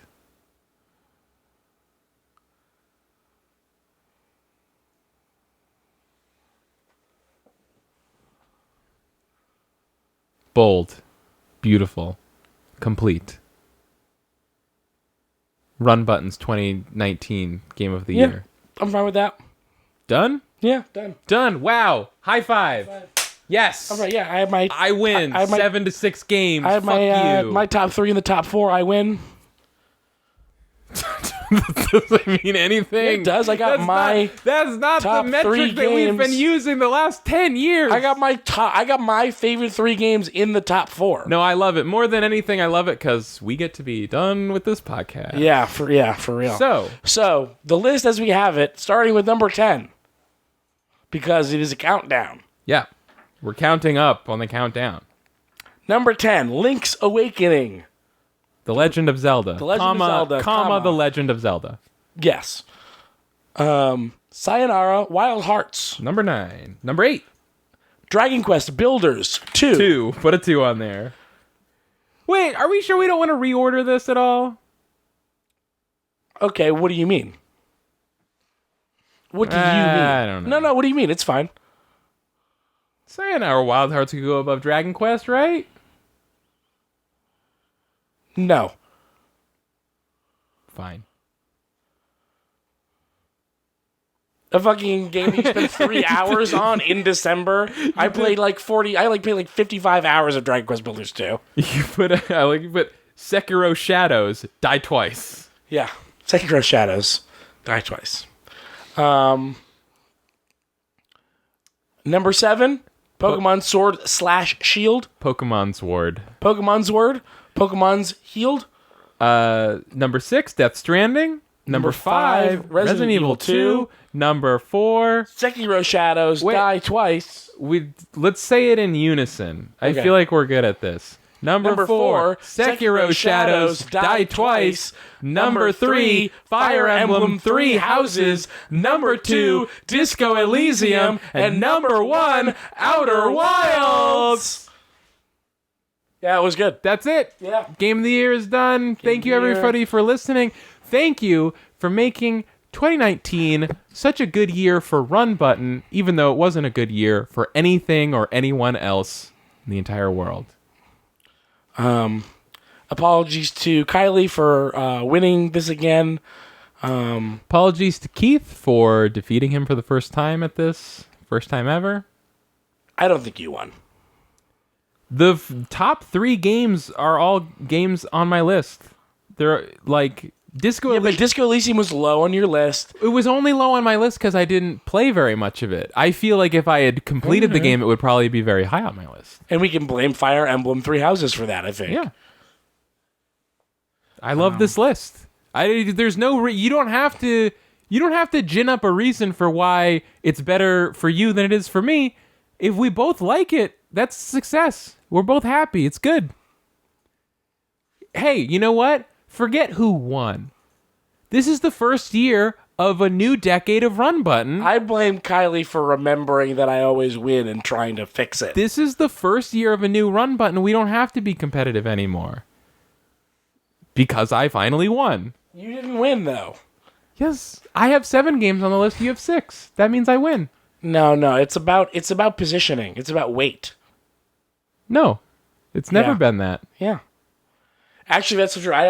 It's so sad that you're trying to weasel out of this. That's true. I'm always changing the criteria, not to pull the veil back on the thing. Oh, that is true. You are always doing that. Yeah. Whatever the thing is that lets me win is what I say lets me win.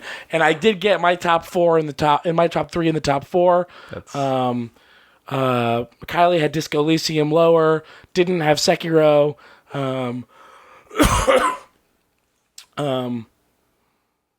I got I got Death Stranding weighted where I put it somehow. Listen. We both like the list. No, what are we arguing about? Look, you're the one that came in and made it about winning. You're the one that always makes it about winning. I don't know about this. Kylie's acting weird this year. This is the new normal.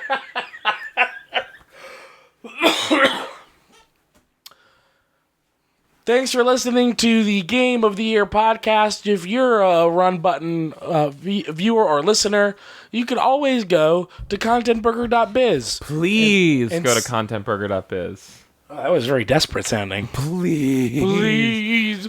Please go. Well, Keith, You know what we've always said. You know what we've always said. We always say, No yum. diggity. We've always said, yum, yum, yum. Give me that green. Give me that green. Let me munch up on those dollar bills, please. That was only 7.5 hours. Okay, for real? So before we started, I looked back at the run lengths, the run times of all the previous games of the year. And we saw, like, last year I made a big deal about, like, this is going to be the shortest one ever. It was 5.5 hours. No, it was 4 hours. It was, like, pretty close to being the fastest one. But we saw, like, 2015 was, like, 2.5 hours. I literally don't know how this is possible, especially because we had Andy on for part of that. So, like, I almost have to go and re-listen to it to make sure there's not a problem with the MP3 file. Like, it seems so impossible.